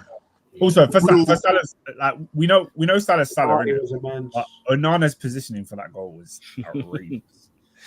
He only dives on his line. Don't. Guys, is he the black? Is he the what? Is he the Black Pickford? Are his arms too short? No. Listen, Pickford's in his own category. He's as it's past 9 o'clock. He's an African goalkeeper. Let's move on. Let's get to the next game. Because they prove me right every time. Peter might be right, you know. Say what you want. Say what you want. He's right. They prove me right every single time. Every single time. I'm not even gonna argue there, bro. Exactly. Thank you very much. Like it's a penalty for 90 minutes. Like, good lord. A West Ham keeper. Yeah. He was banned for a year. The return of Peter Barnes. Where are we going next? We're at the Emirates, okay? Where yeah. Arsenal won, Brighton and Hove Albion won, a game in which I think Arsenal should have got all 3 points. First of all, welcome Mikel Moreno. We welcome Neto in goal from Bournemouth. And we welcome that boy from Brent, Nart West. Yeah, we got the Nart West man them in the building. You get me, stand up, bro. The boy from Brent, Raheem Sterling, bro. Can you please tell me why my man's out for 2 months already, bro? Because your mate friggin' flattened him in training. Don't say my mate. That's your guy, bro. Flipping idiot, bro. Brother, do you know those people, that are just like, it's too... That's hilarious. It's too... You know the men that are just too... You know, like, you run into men that are just a bit, like, careless. There's no, like, awareness. They might knock a glass over just by being there. Like, they might knock something down. I can't imagine what the scenario was where Marino's on the floor getting flattened and he's fractured a shoulder in training. What is going on? This is first day. Must have been a duel. That was... In fact, you know what? I can imagine. You know, like I like to do that seminar thing. I can imagine he's giving it the big one. You see this guy here? He doesn't miss a deal. He had the most deal in Europe. Giving it all of that, and Gabriel just looks at him and said, "Bro, when I found out first 50-50 Let's see When I found out, that he's won the most duels in the European top 5 leagues, I said, Mikel is not serious. Duels. There's no way that he's won all of them. I can't like it. It's taking over the game. Even in Slot's post-match interview, the amount of time he said duels, I said, swear down. When I lose a duel, he hooked off Kwanzaa because he was winning duels. I said, my guy. That's a real nig. Listen. Also, just quick one last thing on Mourinho. Yeah, when they found the camera to him at the stadium on BT, and I see him in the sling. You lot took him out. He's out for like 6 to 8 weeks. It's a farce. His arm is in a sling. That's true international. Oscar, he fractured his shoulder. How you fractured your shoulder? That's not an injury I've ever heard of. It's not an injury I've ever heard of. A crack in your shoulder, bro. There's a crack in the shoulder. He dropped on him, bro. All I wish it was like Trossard landed on him. You know what I mean? Odegaard, lightweight. Zinchenko, lightweight. You landed on him? Gabriel Magalhaes. You know what I'm saying? Full pelt, pow, straight on him. 6'3", 100 kilo, Gabriel. House. You know them ones. I said, yo, come on, man. 220 pounds. You know what I mean? Like, nah, man. 100 kilos of pure Brazilian, just Brazilian. Oh, yeah. So it's a shame anyway. But look, the game itself, I mean, chaotic, crazy, nonsense, the lot. In my opinion, Arsenal, we put the referee to one side. I think Arsenal still should have won the game. I have to finish that. We had enough chances, Odegaard. I think Odegaard in this international break, he needs to be in Nike store when they got the little cage where you can shoot the ball into the net. He needs to go in there for about 2 weeks. Is it a thing with him that he doesn't finish? Ernest, I said this last week, bruv. When he plays that chance off the bar, bruv, he does it all the time. Bro, at Villa Park, he did it 3 years in a row. That one was that's the one I saw. Villa Park one, man. But yeah, I don't get it. You know what I'm saying? I don't get it. I don't get the idea of like, do you know what I mean? Not being able to even bury. Going to out Etihad. Good lord. Listen, you go to Ernest. That quote that Mourinho once said. What's it called? See how they play, where they play, if they play. He meant that for Tottenham Hotspur. Because all of them, guys, every transfer where they've gone to, you tell me. I realized, I just deeped the other day, by the way. Yeah. Harry Kane didn't only just lose the league. He finished third in the Bundesliga, bro. When Oscar said it like, I think the week the Leverkusen won the Bundesliga. It was like... Bro, the Champions League pot came out for Stuttgart, blood, yeah?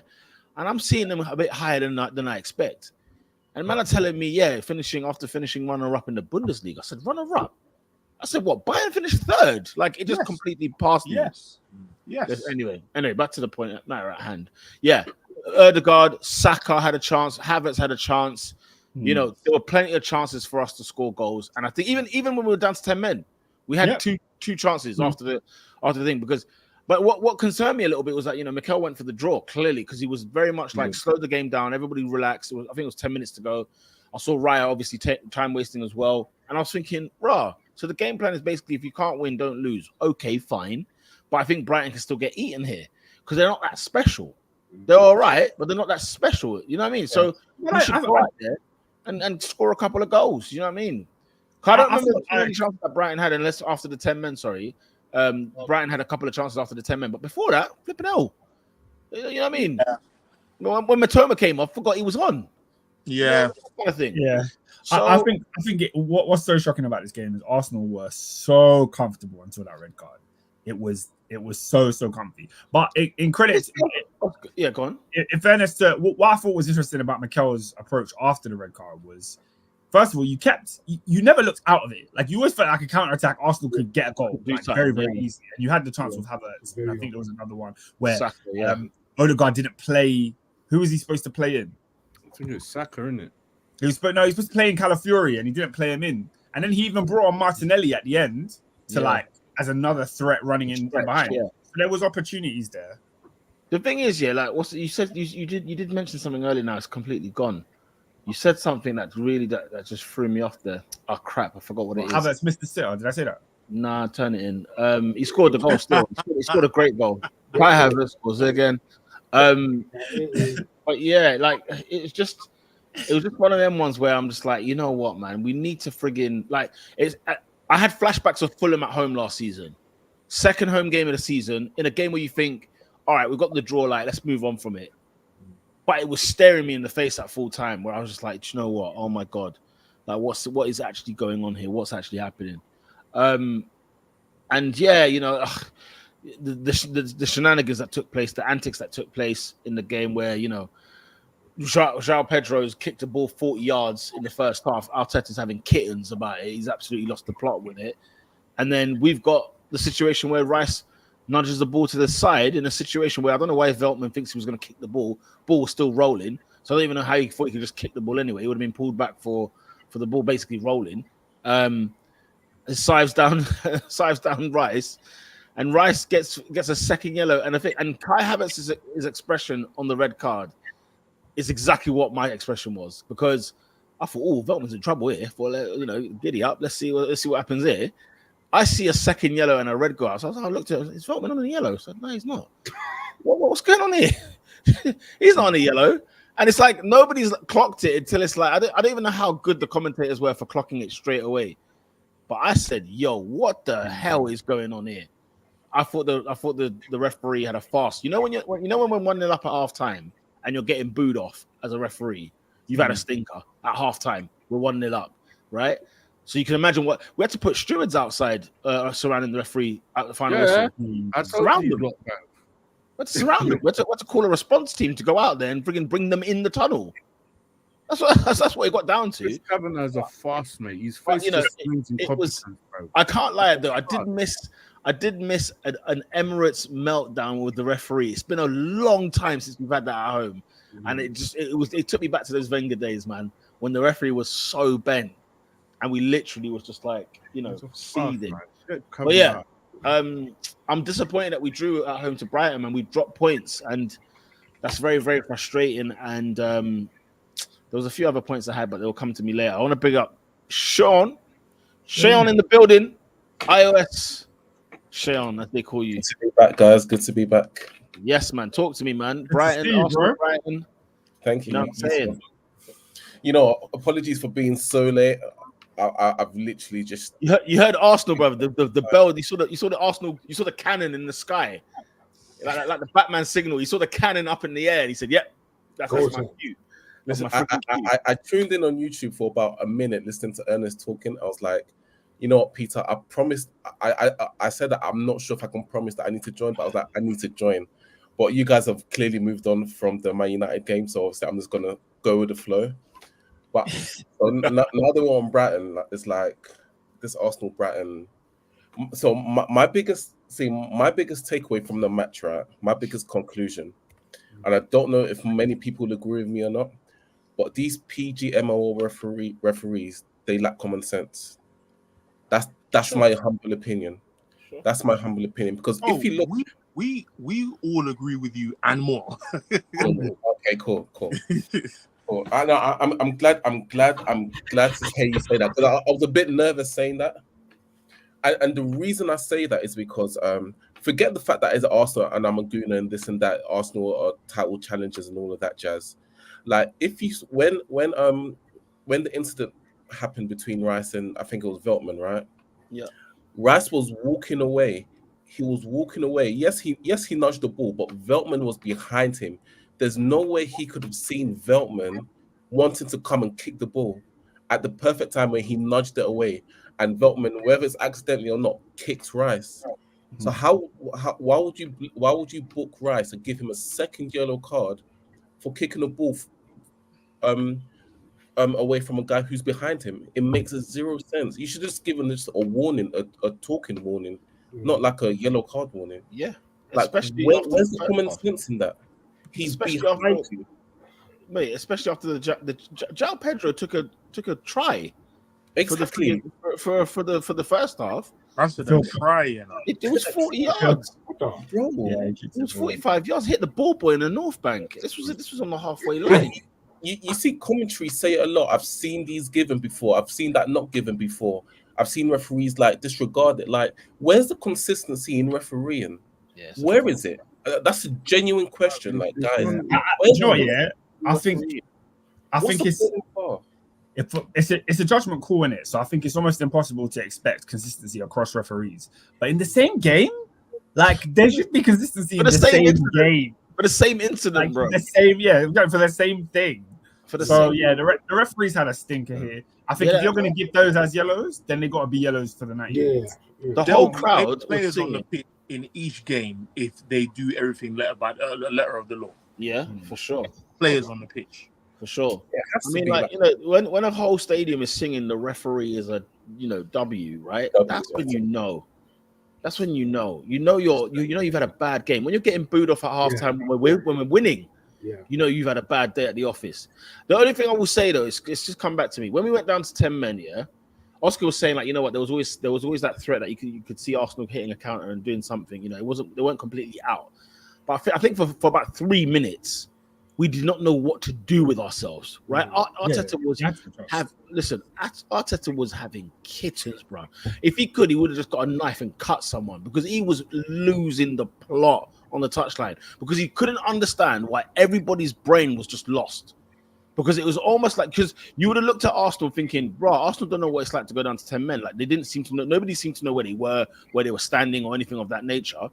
And then he was sort of like, everyone, get in your positions. Like, we've rehearsed this. Like, what the hell are you not doing? Get in your place. This is my point now. I need my manager not to be emotional, bro. Why not? You gotta come, bruv. You need to take command of that situation, yo. Yeah, but he's watching his team about to lose a game because they're not getting it together. Cool. You can't be seen. This is where when you drop, Brighton have scored. I think we can't affect what the referee done. Fine, cool, but control your emotions and get everyone in place. But if it means shouting at flipping party or whoever, your blood, get in your position. I can't have you screaming up and no. Obviously, I can't see that on cover. Can't see that on cover, innit? But David, that's what you're telling me. We're against Manchester City for the title. We cannot slip. We cannot slip. And Mikel knows that more than anybody else. I need you to calm down, bruv. You're calming the storm, bruv. Yeah, because if you're telling me he's doing this before Brighton have scored, that's on him, bruv. No chance. Did you see that? By the way. No, because what you're saying, he's losing the plot because we're not getting him that position. Bro, that's on you, bro. David, the Brighton goal was some of the worst piece of defending at the Emirates I've seen in a very long time. 100%. Lewis Dunk looked like Mesut Ozil in the midfield, sending that ball over to, who was it? Was it Minter? Somebody. Yeah. I said in disbelief. I said, hang on a minute. How was he cut through? How's that ball got cut through? And then Gabriel and Saliba. Where the hell's Saliba going? Had an agreement to just part from the scene. I'm thinking, wait just a damn minute. Raya's standing there like, what the hell was going on here? What the hell's the matter with you two? I'm never saying, David, Raya's been our best player this season. Scary. Why? As I said, I don't know what happened there, but we were not organized. It was shambolic. If you're telling me Arteta's losing, that's where I need the manager to be calm and get everyone in their positions, bro. We can't blame Arteta for that. We cannot. No, but I'm just saying I'm just going off what you're saying, innit? Saying Arteta was losing his plot. Yeah, he was losing his mind because he could see the writing on the wall. He could see the writing on the wall, and Brighton could have won the game 2-1, right? They had a couple of chances after that. Yeah. Because we wouldn't get our finger out and get back to the basics. Do you know what I'm saying? My centre halves went in the centre half position. Partey and Erdegaard were having a bubble bath for about 3 minutes because Partey was nowhere to be found. Do you know what I'm saying? I'm seeing Trossard and Gabriel Martinelli tracking back, having to cover up people's mess. You know what I'm saying? It's some man putting a shift, by the way. That's a collective failure then, because if he's prepared, man. That's the thing. That's what I feel like Arteta was screaming at. It's like, guys, we've rehearsed this. We know what to do if we go down. Where the hell are all of you? Why is your head lost over there? And then the goal, guys. If you watch the goal again, it's a disgrace. It's a shocking goal. It's a shocking goal to concede. Shocking. It is. It's shocking. It's shocking. You know. So at the end of the day, like, it's annoying that it's an international break because I felt like, you know, The thing is, Mikel, in fairness to him, right, it was like, look, take the point, let's get the hell out of here, right? And in a game that I didn't think was that too harem-scarum, but you cannot afford to make any slips. That's the problem. I think, I'll be honest, guys. I don't think you lot should overanalyze this because I genuinely think, I know it's easy to say, but at 11 against 11, Arsenal were cruising to a victory. And the most unfortunate of red cards has meant that you had to fight a game from a different angle. It was still on the luck, though, Oscar. It took like 2 minutes. It took like 2 minutes and Brighton scored. Yeah, but 10 men.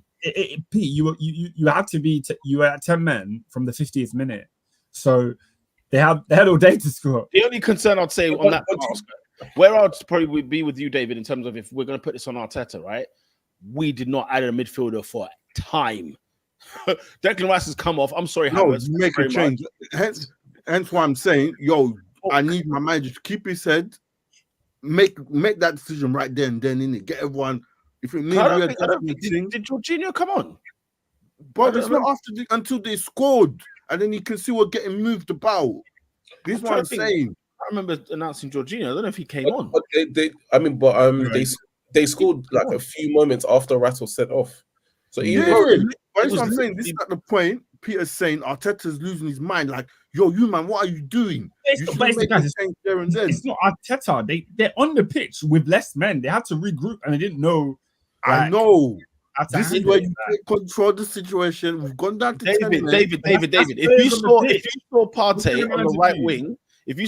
on the right wing, you're seeing Odegaard on the left wing, and you're seeing nothing in midfield, and then you're seeing Gabriel and Saliba deciding to have a social distance relationship. You're gonna be having kittens. You're going to have kittens. What are you doing, bruv?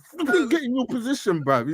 This game is moving. The game was moving fast and ferocious, bruv. It was tense after the red card as well. It was tense. Yeah.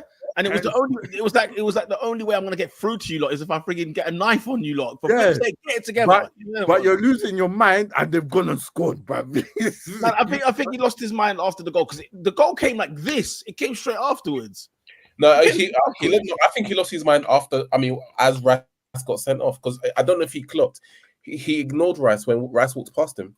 He didn't. I'm pretty sure Arteta have told him, nothing stupid, innit? And you've gone and done that. That's my only takeaway from that. Do you know what? Yes, but at the same time, like when your player's been sent off, I ain't got time to start looking you up and down like you're on a catwalk. I got frigging tactics to sort out with my coaches. Do you know what I'm saying? Because he was talking to his coaches. So like this, I know they made a narrative about he didn't even look at him down the tunnel. No, well, I'm looking at him. What? Looking at the guy's going back to take a shower. I think he was talking to the fourth official. I think it was no. He was talking to his coach. Coach. He was talking to his coach. He was like, "How do we get 3 points out of this? Now I got this frigging 6'4" muppet off the pitch. I need to get this game going, okay? Because the first yellow card, by the way, Rice, what he was doing with the first one, that was a shocking and he's been poor all season, right? I say all season. Only 3 games in. That sounds a bit dramatic. That sounds a bit dramatic. No, it's not dramatic. Listen, we can call it what it is. Shayon, let's call it what it is. He's not been good. It's only been 3 games, man. He should be on holiday. He should be on holiday. He shouldn't even be He shouldn't be anywhere near London. We have a problem. We have an England problem, bro. We're playing with no left wing blood. Martinelli. Trossard, it's no working. With our left back in Trossard was alright. I think Trossard is better off the bench. I think Trossard's better off the bench. Nah, man, guys. I do. Where's good? Yeah, where did all our attack come from? Our attack come from the right, blood. That left. I'm telling you right now. Did Saka play? Say that again. Did Saka play? Yes, he was playing, bruv. Oh, okay, I'm just checking. He was doing the thing, bruv. I'm checking. Because you said it all came down the right. I don't remember many touches he had. I don't remember many touches he had. Hey, did he not get an assist? Oh, like he did in his sleep. Did he get an assist? Havertz has got. Man said, move, man. Trossard, there was one time. Trossard need to sort it out, bro. That left side needs to get sorted out, bro. Well, Murad's comment is alluding to the fact that you have sorted it out by bringing in Raheem Sterling. If Raheem Sterling is gonna play predominantly on the left, I will cry tears of joy. Do you know what though? Wait. How many players? What do you mean if? No, because Oscar, there is a clear drought on the right side. Famine, pesticides. Oscar, we haven't got a backup right winger. Are you being for at least Nelson's gone to Fulham. Sterling has come to take over the left side. Guys, I'm telling you now, Raheem Sterling will be starting on the left for Arsenal. I have never made a prediction about Arsenal this early, because I don't want to be the guy that gets it wrong. But you lot ain't trying to win the league this year. Do you know what it is? Do you know what it is? I think that is the plan. But how long will Raheem Sterling sit on the bench while Martinelli is thinking it up, and Trossard only comes to do save the day? Arsenal are such an anomaly. Yeah. Because they score enough goals. But there's no X factor outside of Saka in the front three. It don't make sense, yeah. No, the thing is as well, you have to remember what's the number one thing about Raheem Sterling? If there's one thing you can say about him is that he's versatile. He can play in any of the front three. Okay. So the reason he was bought, I think, is definitely back up for Saka. But by the way, Saka will play 60 games this season. Let's have it frigging right. Yeah. He's playing 60 games this season. But if he's to come off, he can come on for Sterling, right? Sterling can go on the right. Sterling can go on the left. Sterling can be the false nine. When we have to then drop maybe Havertz into the midfield because I'm thinking Declan Rice has got a red card. You know, right? when you say versatility, all I hear is uncertainty. No, because think about it. Havertz has played up front and in midfield. Jesus has played anywhere along the front three. Trossard can play on the left or on the right. Trossard has played up front for Arsenal. But then, you look at our players, Ernest. 1 second. You look at our players, Ernest, right? Some of those signings that we've got, especially look at even the defenders, for example. Mikel does not buy players that can only play one position. Hence, why we don't have that number 9 that everybody knows we should have. I don't. I'm of the unpopular opinion. I don't think you need a number 9. I'm just saying that's why he hasn't bought one. He wants players that can play in more than one place. I think having versatility is good if you win the league. Sure. I think having versatility is good if you win the league. I think that ultimately, when it comes to, let's have it right. You're fighting against a manager that talks to the bench on the chair when he plays, home or away from home. Like Pep is a psychopath. You know what I mean? He's not normal. Yeah. And the Haaland has just started, bro. Like he's a different machine. And from the looks of it, I'm not making this prediction because I want City to win the league, because we're not winning the league, so I don't care. Haaland ain't gonna get injured this year, bro. Yeah. I don't see City lacking for goals in any capacity. Ernest. Arsenal, on the other hand, I'm looking at them thinking, this is the year you need assassins. Talk to them. This is the year Arsenal need no nonsense. Talk to them again, mate. Peter said something at the beginning of the season, which I can get behind because I think it's possible. Arsenal will be unbeaten at the Emirates. I can see that manifesting, yeah. But I think those games against the top 2 guys, in and amongst the top 3, I think will be so crucial this year. Ernest, here's one thing's for sure. Arsenal cannot drop any more points at home. The title's done if we do. But you see, we have to win. We have to now win the next 16 home games. But you see, this is my thing. Like I'm completely with you. I'm completely with you, because to me, you have to be, and I think you said it like 3 years ago. You have to be perfect to beat Pep Guardiola's side to the league title. You have to be perfect. And I told someone at the shop today, Arsenal's only lost 5 games last season. Only 5. Do you know what I mean? But amongst a team this good, 5 is enough. More than enough. 5 is more than enough. Ernest, we lost 2 home games last season. No, but that's what I'm saying. Like we only lost 2 home games last season. I'm not sure that your attack is as good as the sum of its parts. Sure. Even though you scored more goals than the Invincibles. Yeah. Do you know what I mean? It's a mad conundrum. And I think that's why, for me, scoring is not the issue here. The issue is every other guy who's not Havertz, who's not Saka, who's not Trossard, is not stepping up to the plate. For sure. That is the issue here. I have told you guys from 3 seasons ago, Martinelli has too much AFCON in him. There's too Define much. that. He's trash. Shane, if I have to define it, then we have a problem. We watch AFCON every. There's no techers there. All his pace. He's not Brazilian. He's from Harsden. He's not Brazilian. He's not good. He's not Brazilian. He's not Brazilian. He's been sussed out, and I said this last season. Martinelli and Garnacho are the same guy. God dang.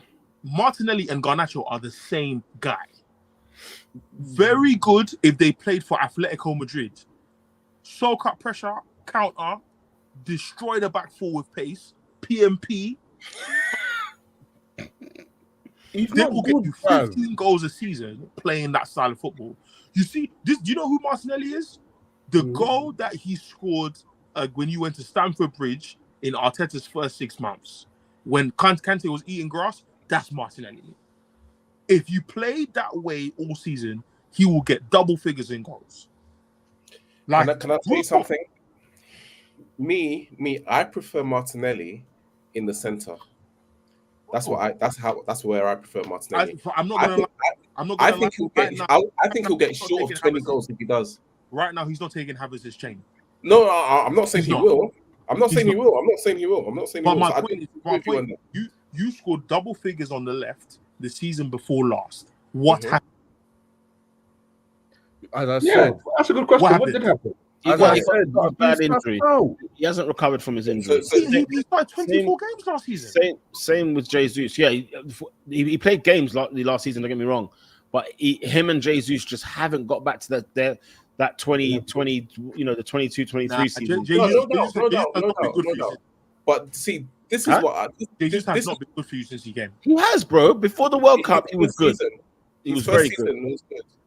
He's very good before the World Cup. Really good. Okay. Then maybe for me, I just expect number 9 to score goals. If you come to a club and you have the number 9 on the back of your shirt, I'm so sorry. I am so sorry. Kai Havertz should not be taking your chain like this. He shouldn't.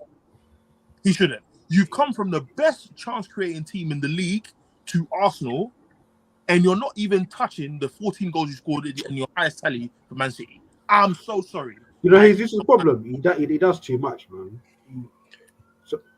So what is do all of this dueling and this Beyblade stuff? So by the time it gets to shooting, he's either not there. If Jesus and Martinelli do their jobs last season, Arsenal win the league. Yeah, facts. Arsenal win the league. They just got like 4 goals. Arsenal win the league last year. If those two are on job, they win the league. So I agree. If you score 91 goals in the Prem, you don't need a number 9. The other guys need to step up. Yeah, he step up. That's what I think Arteta is trying to do with Martinelli. I'm so sorry to cut you off, Ernie. I'm so sorry. Cool, so this is my theory, right? Why Arteta didn't sign a number 9. I think with the acquisition of Sterling, right? Because both Sterling and Trossard can play either left or on the right side. So let's say theoretically, Sterling plays on the left. It's going to be Martinelli that plays a central role to get the goals that we've been lacking. I think Martinelli's going to be played in the center. I think he gets better. I think he scores goals when he's in the center. But in the last season and a half, he hasn't done much. He played in the middle. The season he was getting those goals. Emery. I can't remember what year it was. I can't remember what year it was. Emery played him. Havertz, you're not moving Havertz, mate. He's not taking Havertz's chain. You're not taking Havertz's thing, mate. I think in football, life happens though, like injuries, loss of form. He may not. Adrian, if Michael Arteta is going to rotate, brother, you're lying. Stop lying, bro. The same 11 men, as long as it's getting them W's. Michael Arteta? I said 50. I said 14. No, the goals need to come from somewhere. I think it's going to come from Martinelli if he plays in the center. That's just He's not giving me enough proof to say that. Impossible. He's not giving me enough proof to say that. So where do you guys theorize that our goals are going to come from? That's a genuine Havertz, Saka. As I said, Arsenal goals come from all over the pitch. That's a good tally, but it's not Why enough. will get 4? No. 91 goals is enough if you beat Villa home and away, you beat West Ham, and you beat Fulham. 91 but goals in those games, but in those games, what happened, guys? Newcastle. Did we score a goal? No. As I said, I'm going to keep saying it until you get that 20+ season goals. From whoever, I don't give a damn. You're not winning this league, bruv. It's not happening. Like, Arsenal need to be caning teams. Like, laceration. But so I need that guy when it's going wrong. Did you see Haaland's second goal at the London Stadium? Nah, he's disrespectful. Phenomenal. Guys, the stadium was up, yeah. West Ham could score. They scored an own goal. And you're thinking, this is tough. And I need someone to put second half here. West Ham were jogging, Yeah. But you know, so can I ask something? Yeah, and don't get me wrong. I don't pray for any player to get injured or anything like that.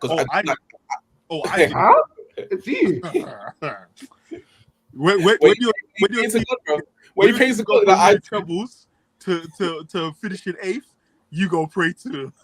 That's a couple of ACLs at least.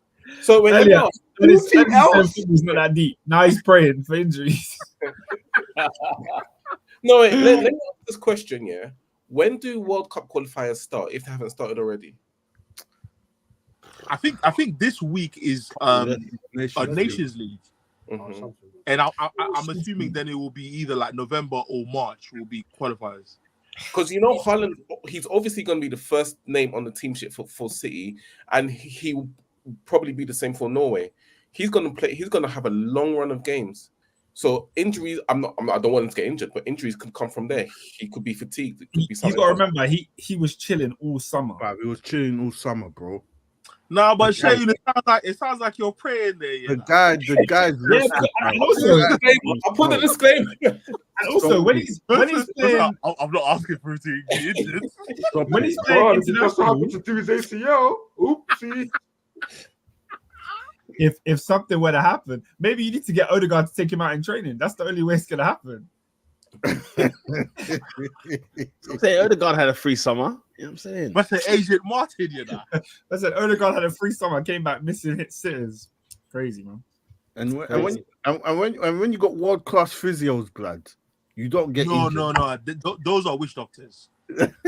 Brother, Dave had Gundogan out for a hamstring injury. He's back in 3 weeks. I'm like, what's going on here? Huh? Have you injured your hamstrings before, guys? Van de Ven was out for like 3 months. It's not a laughing joke. De Bruyne was out for almost the entire season, mate. Hey, guys, by the way, KDB might be back, He never left, bro. He never left. No. Last season, he was getting assists, but he was moving a bit jinky. Yeah, he was a bit moving higgy hagga still. But this year, I feel like Pep has had the talk and said, guys, they think we're finished. They think it's over. No, guys, I'm watching Man City. You know what this reminds me of, yeah? When they went to the Emirates and Arsenal had 65% of the ball. What, last season? No, the season before last. Season before. And I think Grealish was there, and I think he scored or assisted, and they beat Arsenal 3-1. Yeah. And I was looking at this team like... Tomiyasu made the mistake, isn't it? That's the match Tomiyasu made the mistake, isn't it? I'm looking at it like, no, but that's all it takes. I don't think Arsenal fans are being realistic when they say, we finished 5th, 2nd twice, so this year must be it. This ain't how football works. That is not how it works. If Pep smells blood, it's over. It's a long day. And this is what I'm saying. He is legit the puppet master of this league. In order for me to believe in Arsenal's I need to see 90 points this season. I I need Conte 2017. 93. Ernie, that goes without saying. But you think you're winning? No, but Adrian. Arsenal fans are talking like the league is gonna give it to them. I'm like, guys, this guy has won 4 in a row. From 2014 to 2024, there has not been a better team in the Premier League. He's only lost it once, isn't it? He's lost twice. He's lost twice. Okay, the first season. The first one. Conte and Klopp. Yeah. His first year and Klopp. And the year Klopp won it, the injuries were money. Laporte was out for time. So I'm like, guys, I need you lot to be realistic. Tell your boys each game, do you want glory? Do you want it? Mate. Do what Jose was doing to Lampard on a low key thing. It was pause, yeah. Man said he saw him in the shower and said, "You're the greatest central midfielder in the world." Walked off, brother. I need my if you. I would have said the same. Not even me, but like if Arsenal fans want to start doing this thing properly, yeah, Arteta has to go to the holy of holies. Yeah. No, I don't think. Yeah. To the fountain, the mountain. The level that Arsenal are gonna have to be in. You can't cry. If Arsenal are serious, don't talk about the referee this week. Absolutely. Ernest, let me do you one better. 6 points in our next 2 games. Facts. Away at Tottenham, away at City. Facts. You need 6 points. If you want to win this league, something otherworldly is going to have to happen. Yeah. No else. You're talking like it's going to be a miracle, bro. No, you're talking like it's beyond our reach. Like it's going to be a miracle. But it is beyond your reach. To win the league against Man City, it's a miracle. Hold on. It's a miracle. No, you're saying like it's impossible. You're saying like it's impossible. No, it's a miracle. Tell me the last time Arsenal won the league. Don't worry, I'll wait. 2004. You don't have to wait. 2004. You have to wait. Lloyd Banks was releasing his first single on fire. Say that again. Lloyd Banks was releasing his first single on fire. Natasha Bedingfield was performing on the radio. Choice FM was the radio station of choice. Brother, you're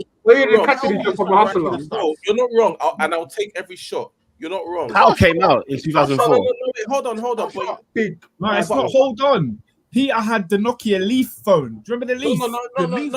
I don't disagree with all Leaf of that. Leaf got PAL. Nokia, the original. The original PAL, bro. No chorus. The season Liverpool won the league. The season before, they were relegation battlers and they won it out of nowhere. My point is, anything can happen. Yeah, but we're not talking about anything. We're talking about 1 in a million, though. That's what it is. What's going on here? Go on, please. What's the season Leicester won? I'm sorry to take it here. No. I'm sorry to take it here. Sorry. The season Leicester won the league, right? Nah, you people that they were relegation battlers. Scary, man. They were relegation battlers. My point is, refer to Leicester are scary. Keep that. It's a bit of a strong man. Keep that. I'm gonna leave it there. My point is, anything can happen. This year. So do you think that the Premier League works on anything can happen? Evidently, if Leicester won it like that. Really? Tell me the other team like Leicester.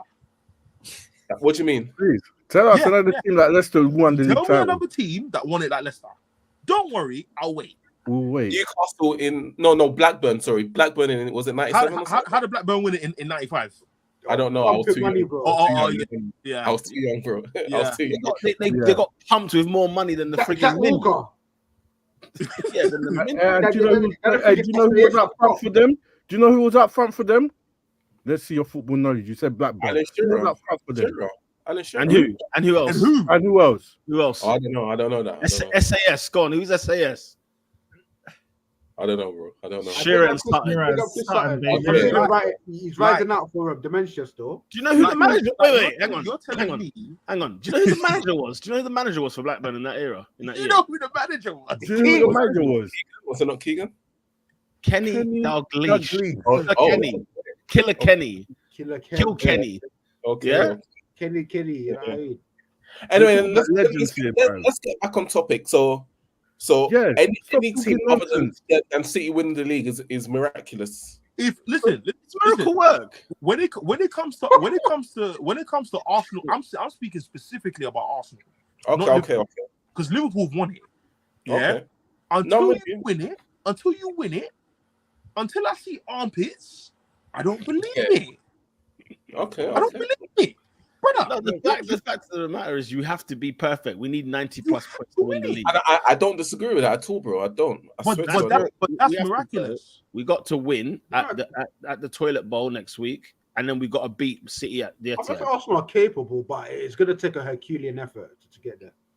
And dropping 2 points in the way that you've done. It's a Herculean effort. And no dropping at home. No more dropping at home. Yes, we lost 5 games at home, but it was out of the blue loss against Villa that cost us the league. It wasn't out of the blue. No one expected Villa to come to Emirates and beat us. Why? Show please, my brother. No one expected that. I agree. I agree with that. My brother, hold on. Let me end this. No, guys. Arsenal have not won the league before. Nothing. No, I'm not saying that. I'm just saying nobody expected Villa to come. You don't hear what I'm saying to you. Go ahead. I'm not saying who it was going to be. I'm just saying the simple fact that one team keeps doing well in lifting the league title and the other one doesn't tells me that there's going to come a game where you drop points. Sure. So I'm not saying it's Villa. I'm saying that. Listen, this year, there's going to be a surprise result at Arsenal, and none of you should be surprised.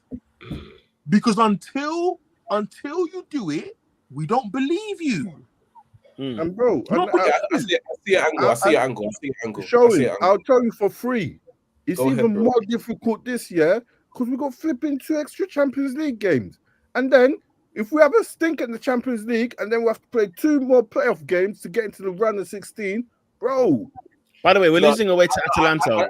I don't subscribe to that because City have those 2 extra games as well. It can happen, bro. It can happen. City are equipped. Here's the thing: we're going to lose to Atalanta. By the way, in between Spurs and City away, Atalanta away. We're losing.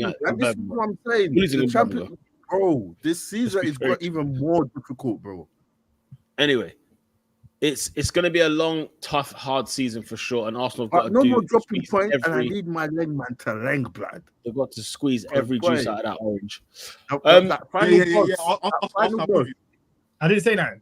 No, Oscar, I'm with you, man. I didn't say that. What happened? I see man spinning the Champions League ball. Is that man? Is that not a comment? I like Murad's comment. I'm going to stick to my guns. I like Murad's comment. But Murad has been wrong 2 years in a row. Yeah, Murad has told us Arsenal win the league for the past 2 seasons. Murad is a tragic hero. He's what you would describe in all these Greek Odyssey mythologies.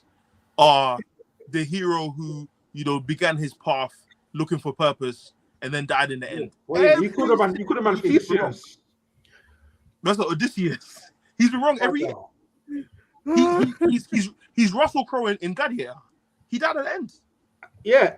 Hey, Ernest, what happened to Icarus? Icarus. What happened to Icarus in the end? He flew a bit too close to the sun. A bit too close to the sun. No, you're trying to back Murad. Listen, Shane. For 2 years, Peter put the strap to David's head. They both had me in the headlock. For his jewels.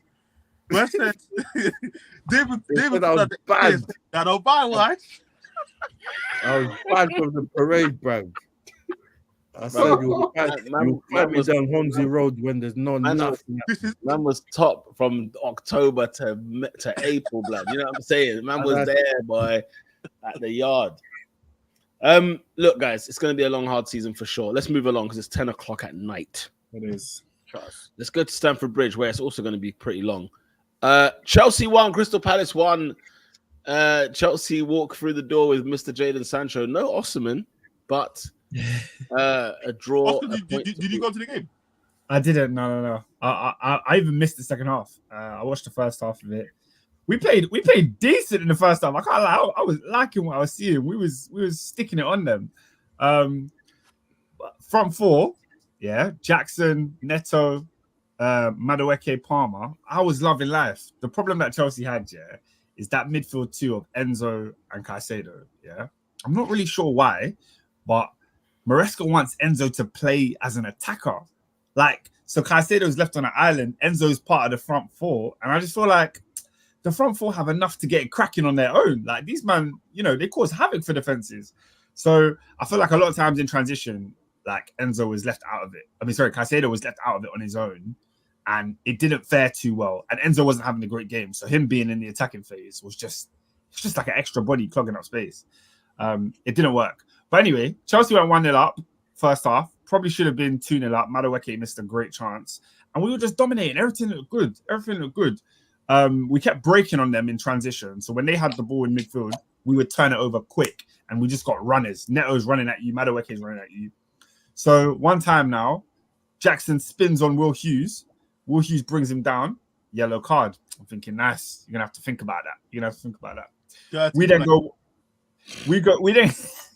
then go 1-0 up from that same move, like another transition. We lose the ball, spray it forward to Madueke. It's now 1-0 because he's played it through and Jackson scored. Second half, Cole Palmer spins Hughes again. He's through on goal at the edge of the D. He gets brought down from behind. No card.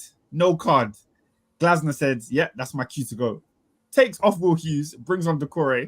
From that moment, Palace just looks a little bit more solid because Decore is a very good ball winner. He was doing a lot more ball winning than Will Hughes was doing. And then, out of nowhere, they score a goal, and it was just like Chelsea were just deflated. It didn't look like we could get back into the game. It was quite annoying. We have a lot of players, as you know, in the attacking positions, and it felt like a lot of them just wanted to do hero ball for the second half and try to win the game themselves. So you had moments of selfishness from Palmer, from Felix, from Nkunku. All of them were just looking to shine and wanted to score, wanted to get that final moment. I don't think this is a game to be sad and annoyed over because we were the better team. We should have won. The chances that we created, we would have won this game 3 or 4 times over. However, points are not readily available in this league for no team. And when you lose your first game of the season to City, I know I already said it was a write-off because from the moment the fixtures came out, I'm like, we're not winning this game. So I was almost fine with the City loss.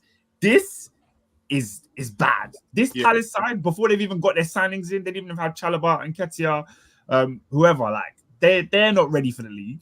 So we really and truly should have slapped them up. We should have beat them 3 or 4. So the fact that this has now taken us back where we've now got another game where we haven't put points on the board, it's quite upsetting. But in the long run, I can't be too mad about what I've seen. Do you know what I mean? I feel like we look good. We look like a decent team. We're going to concede goals this year. I'm not surprised by that at all. That defense still needs working out. But yeah, Chelsea just look.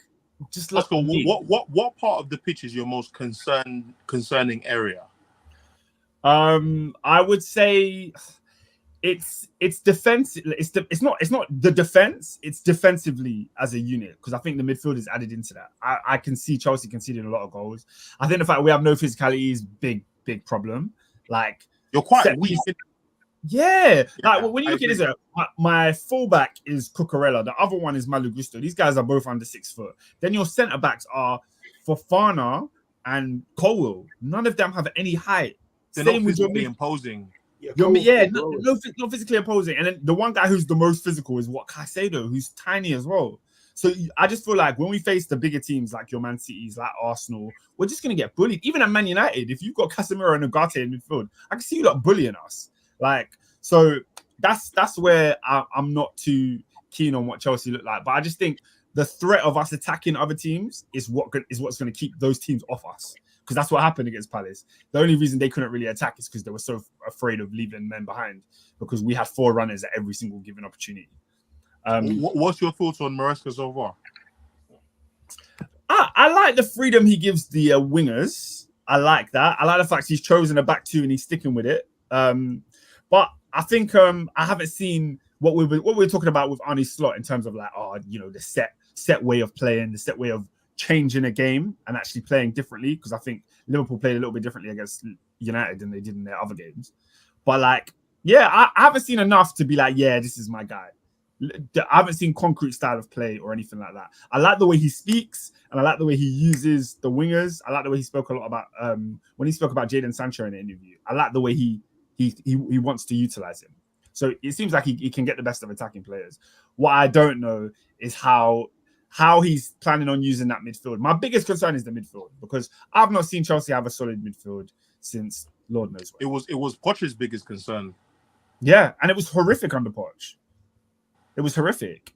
So, you know, the amount of money we spent on that midfield, surely he's there to tame it.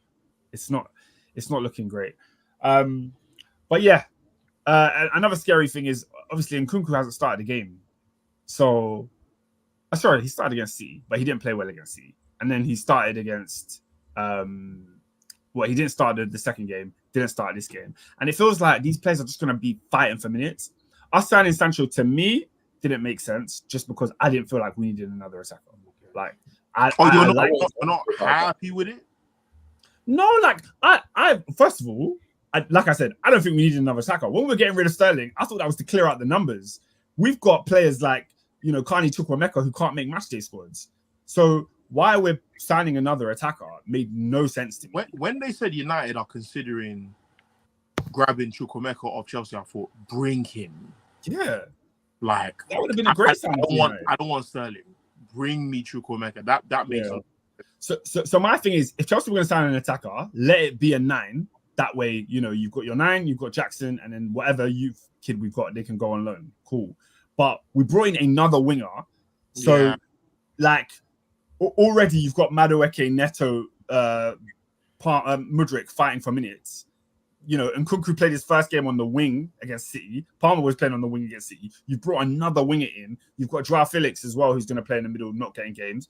I just think, as much as these are quality players, they are players that need a run of games. We've seen how much a run of games has benefited a player like Madueke. I was saying last week, when Palmer came into the team for Chelsea, we didn't know he was going to be a star. He played his way into that. And now I feel like it's going to put a lot of pressure on these attackers because, like, Madueke's got a hat-trick. He now has a game where he misses a sitter, doesn't play so well. If we were having a game next week, would he start? Probably not. You probably have to give minutes to Sancho or give minutes to Felix or someone else. You know what I mean? So I think there's a lot of pressure on these attackers to deliver, and I don't think it's going to work out well. I don't think it's going to bode well for them at all. So can I ask you? Sorry, what kind of season is Sancho going to have? Oh, we are all waiting to see. That's a great question. So part of the thing when you were saying, "Oh, should we bring Sancho?"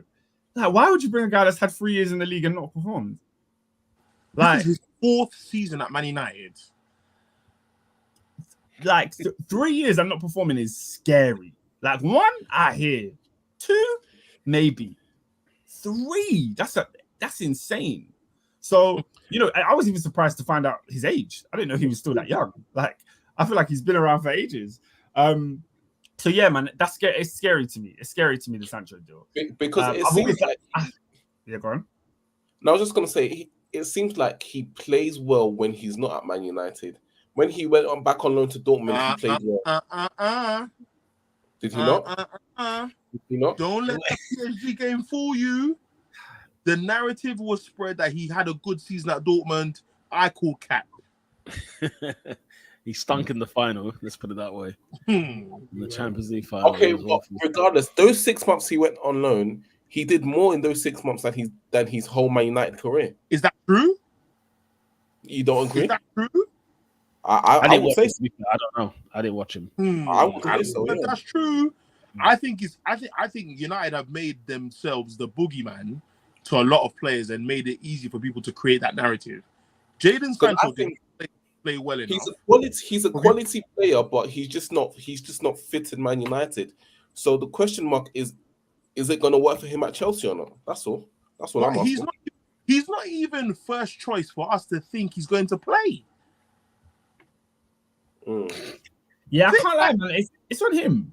Is it Oscar? It's on him. Like I was talking with a lot of Chelsea fans this week who were saying, "Oh, you know, the system at Man United wasn't right for him." And I'm like, and I agree that as well. But it's 75% on you. Like, we can't sit here and talk about Rashford for ages when Rashford's actually balled out for Man United. We can't sit here and talk about how bad he's been. Jadon Sancho, give Sancho this excuse. Jadon Sancho is not a Pogba thesis. It's not that. No. This guy has not performed. Only at Man United though. That's my filter. He's only been at 2 clubs. He's only been at 2 clubs, and one of them was the last 3 years. And this idea that he's performed at Dortmund, I'm not all the way buying it. Thing is, I do feel like at Chelsea we might see a bit more of a freer Sancho, purely because Chelsea, as Oscar mentioned earlier, the forward lot seem to just have a bit of freedom and creativity is up to them. You know what I mean? Not rigid. Can I ask a question? Do we think that Chelsea is a better situation than Man United for Jadon Sancho? For forwards, yes. Yeah, for Sancho, No. For Sancho, yeah. No. It's a mess, you think Chelsea's a better situation for Jadon Sancho? I think so. Then United. He has 2 bad games. If you give me the scenario, he either goes at Man United or he's at Chelsea. Where do I think he would probably thrive more? I'd say Chelsea hands down. I'd say Chelsea hands down. I second that. I don't think going to Chelsea makes sense for him at all. Probably no. Don't get me wrong. The scenario is Man United or Chelsea. Going to whether you decide to go to Chelsea was that's another question. I don't think he should have gone to Chelsea. No, but if the option is Chelsea or Man United, you definitely be Chelsea. In this iteration, his competition for places at Manchester United was Amad Diallo and Garnacho. Oscar, he was in the canteen with the under-16s. He's not even in the squad. No, but Pete, that's beef. But why? No, but like what I'm saying is, but that's the reality of his situation. The reality of his situation is, do I choose Chelsea in terms of fighting against 8 other wingers, or do I choose under 16s? But he caused the situation at Man United. I agree. No, I'm just saying these are the scenarios, though, isn't it? Because people were talking like Ten Hag was a Nazi when he said he hasn't trained to the standards we require at the club. Yeah, the manager that you've gone to play for at Chelsea told players, "You're not playing for me this year." Yeah. Well, by the way, great point you've made just there. Because guess where you guys should have that alarm bell ringing at Stamford Bridge. The alarm bell should have rung. Why? What makes you think Enzo Maresca wanted Jadon Sancho? Yes. Thank you. I don't think that. I don't think Enzo Maresca is making any decisions at Chelsea. Guys, Enzo Maresca, I'm here to tell you this right now, today, Oscar. Newsflash. Breaking news. Spoiler alert. What's the other words? Disclaimer. Prologue. Yeah. Enzo Maresca will not be the manager of Chelsea in May. Yeah. He will not. All right. Like, I don't think there's much we can do with that. But I think. It's just a prediction. But that throws Jadon Sancho's whole future into. Yeah, but by the way, obligation to buy. I just don't think. I don't think that's the way. I don't think, because you could say that about any Chelsea manager that arrives. No, you can. But my point is, it's linked to the point I've just made earlier about Sancho joining Chelsea. If the manager already is, we're talking. I bet you he probably even wanted Sterling to stay. No, I bet you he had plans for these players. That's one thing that was clear. I don't think listen, Oscar, the guy played him every preseason game, right? Yeah, he played everyone every preseason. Yeah, people on holiday. Listen. Brojo probably played, you know what I mean? If you man think he's got a foothold in those transfers this summer of players going in and coming out, you're bonkers. No, I think there is some sort of connection there. I don't think he said go and get me Sancho and they got Sancho. I don't think that's what happened. But I think when he's come out and said I really like Jadon Sancho, I knew him from time at Man City. I think there's something there. Would he have kept Conor Gallagher had it been his choice? I don't think he had a say in that. Thank you. So we're talking about maybe 2 of the 8 transfers you've made this window have nothing to do with him. That's no. Look. When people are talking about, I have, there's certain players that I think he's clearly picked and chosen and said I want to work with this group. But I think there's some things that have been out of his control. I don't think he said anything about Chalobah. I think Chalobah left. Yeah, I think the club wanted Sterling's wages off the books. The club wanted to get Lukaku off the books. Funny that, because we're already paying a third of his wages. Funny that. No loan fee either. Yeah, but also I think when Sterling made a statement, the club didn't take that lightly at all. The club, when Sterling came out and made that statement, that's when they dropped his number and they treated him very differently from that moment. Like, there was a whole group of players that weren't playing. Sterling was one of those. Until that statement, then he became public enemy at Chelsea. Get this guy out. So, yeah, which I think was above Maresca. I don't think bro, I think Maresca picks 5 out of the 11. Let's be clear. Okay, and that's where the problem lies for me, because even at Man United, for whatever the situation is over there, we know that Ten Hag is fully in and amongst the conversations of every transfer that comes in and out of that club. Arne Slot, he's had his one situation. He's had that. Mikel Arteta and Edu basically run the football club, so we already know what's going on there. City and Guardiola, please. Jadon Sancho came to Chelsea for one reason. What's the reason? He's back in the ends. His ends, bro. Oh, not even just that, bro. Do you know? I'd say Todd Bowley looked at him and thought, "This is an asset that we can resell." No, guys. Peter spitting, because I looked at this situation and I thought, Jadon Sancho had stability at Dortmund. Let's say Sheun is right. Man United is an unstable club. There was no direction when he came. He said he wanted to play left wing, but Rashford already occupied that place. Came to Man United anyway, thinking it's going to be good. Fine, cool. Sheun, tell me in succinct bullet points why Chelsea is a more stable option for you, Jadon Sancho, at the age of 24. Don't worry, I'll wait. Well, I feel like I'm on spot here a little bit. But, you are, because Jadon Sancho for me is if Graham Souness is right about any of these black players, it's people like him. Real talk. Okay. That's not right. I hear no, because Graham Souness mentioned Pogba's name on TalkSport today, and I'm like, really? Like, no, okay, Ernest, your guy is racist. Ernest, I'm so sorry. Let me throw something back at you. Jadon Sancho is age 24. Yeah. He's got to do something to revive his career. What do you suggest he does? Don't go to Chelsea. Huh? That's the last week. He does not go to Chelsea. He's got an obligation to buy. Well, I'm not saying what he doesn't do. What does he do? Juventus was an option. He chose to go to Chelsea. Oh, okay. I didn't know that. I didn't know that he was. Thiago Motta was chasing him for like a month. Yeah, there was. The guy said he's waiting for Chelsea's bid. Okay, respectfully, I don't know Jadon Sancho personally. He's richer than me. He's achieved much more in life than I have. But that is not a smart footballing decision. It's not. Pete, I want to know why you thought Chelsea was a better move than. As I said earlier, the scenario is simply this: he's not gonna get a Oscar. He's wearing the under-16s bib at Carrington. He's not wearing in the squad. But that's purely circumstantial, though. It's not the scenario. But that's Oscar. Wait, Oscar. That's his life right now. That's his life right now. No, I think his life right now. If Sancho stayed at Man United, the only way he gets back into the first 11 is if he apologizes for everything that took place. They already reconciled. Oh, so was he in the squad? Pete, he played in preseason games.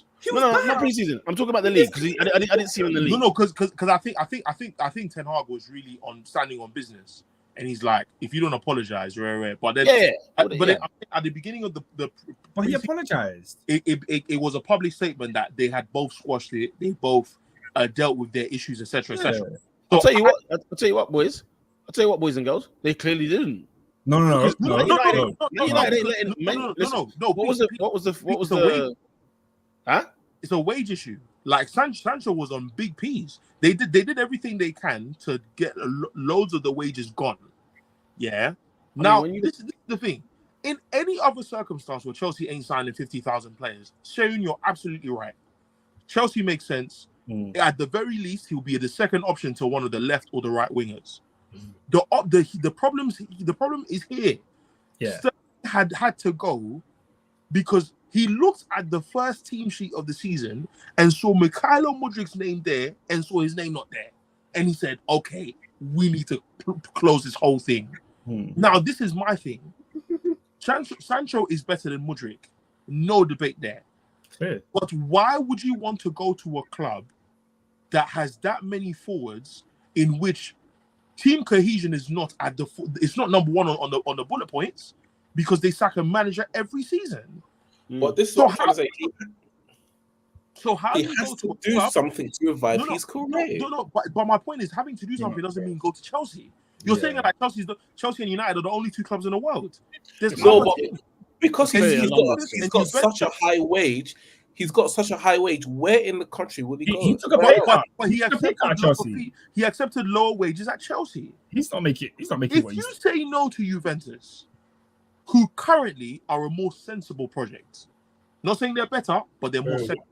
Yeah. Why would you go to Chelsea Football Club? Chelsea Football Club has not played Champions League football in 2 years. You play Champions League football at Man United, for crying out loud. Do you know what I mean? He's trying to come back. He's trying to come back to the ends. Yeah, you cannot tell me. Okay, you know what? That's making more sense, Ernest.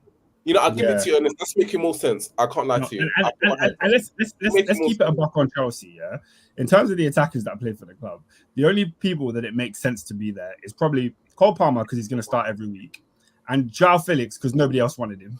Like those two players are the only ones who it's a good decision to go to Chelsea. And he's not better.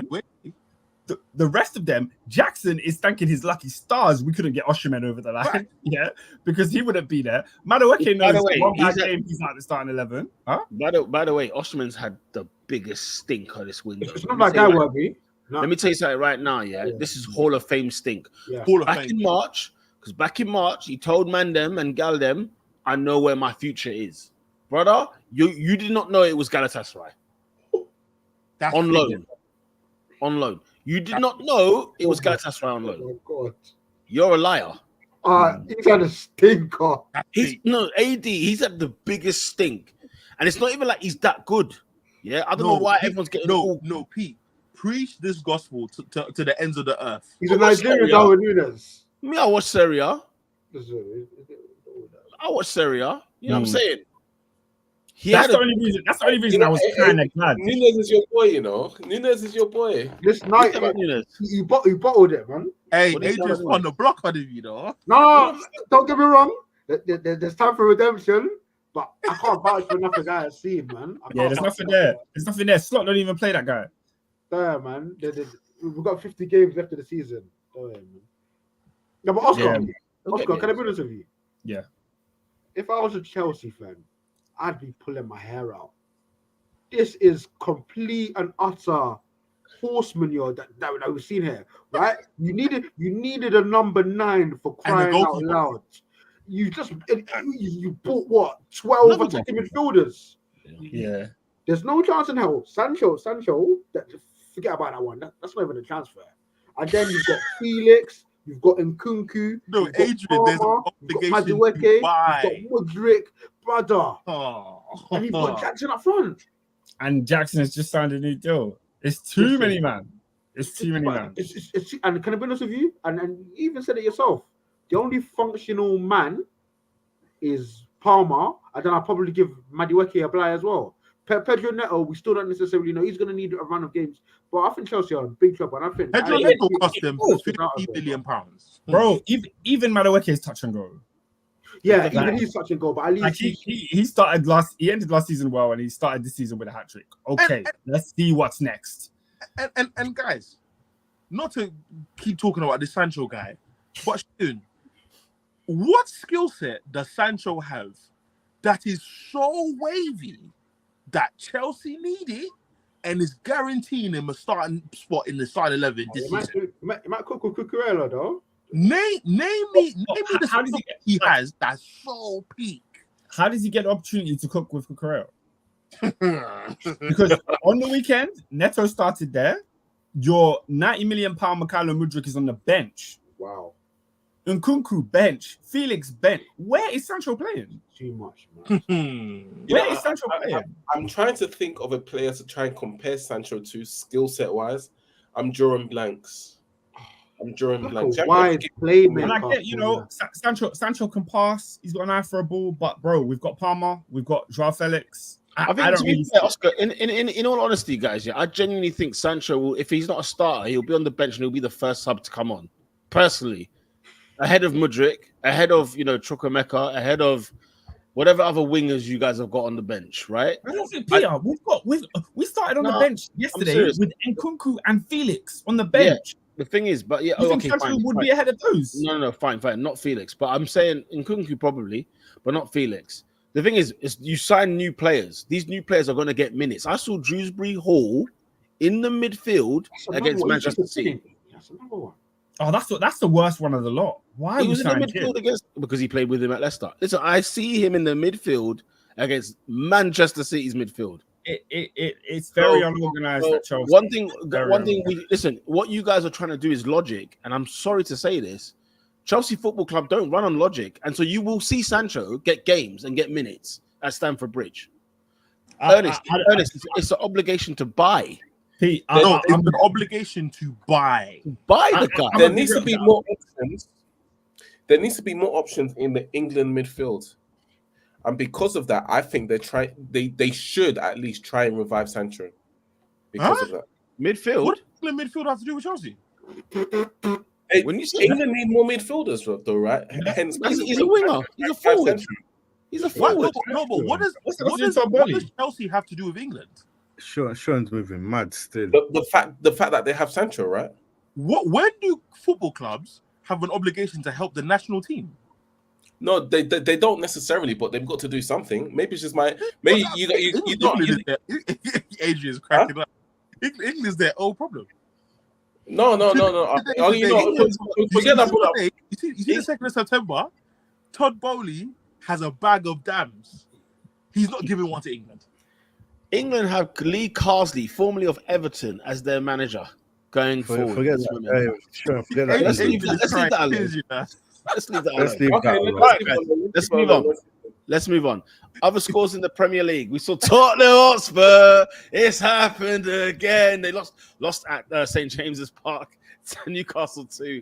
Tottenham Hotspur 1. I'm not going to lie. You see, of all the teams that have had an absolute stinker in the transfer window, Tottenham Hotspur, what did the expression say? They've signed more kids than Hogwarts. Oh no, just 6 formers.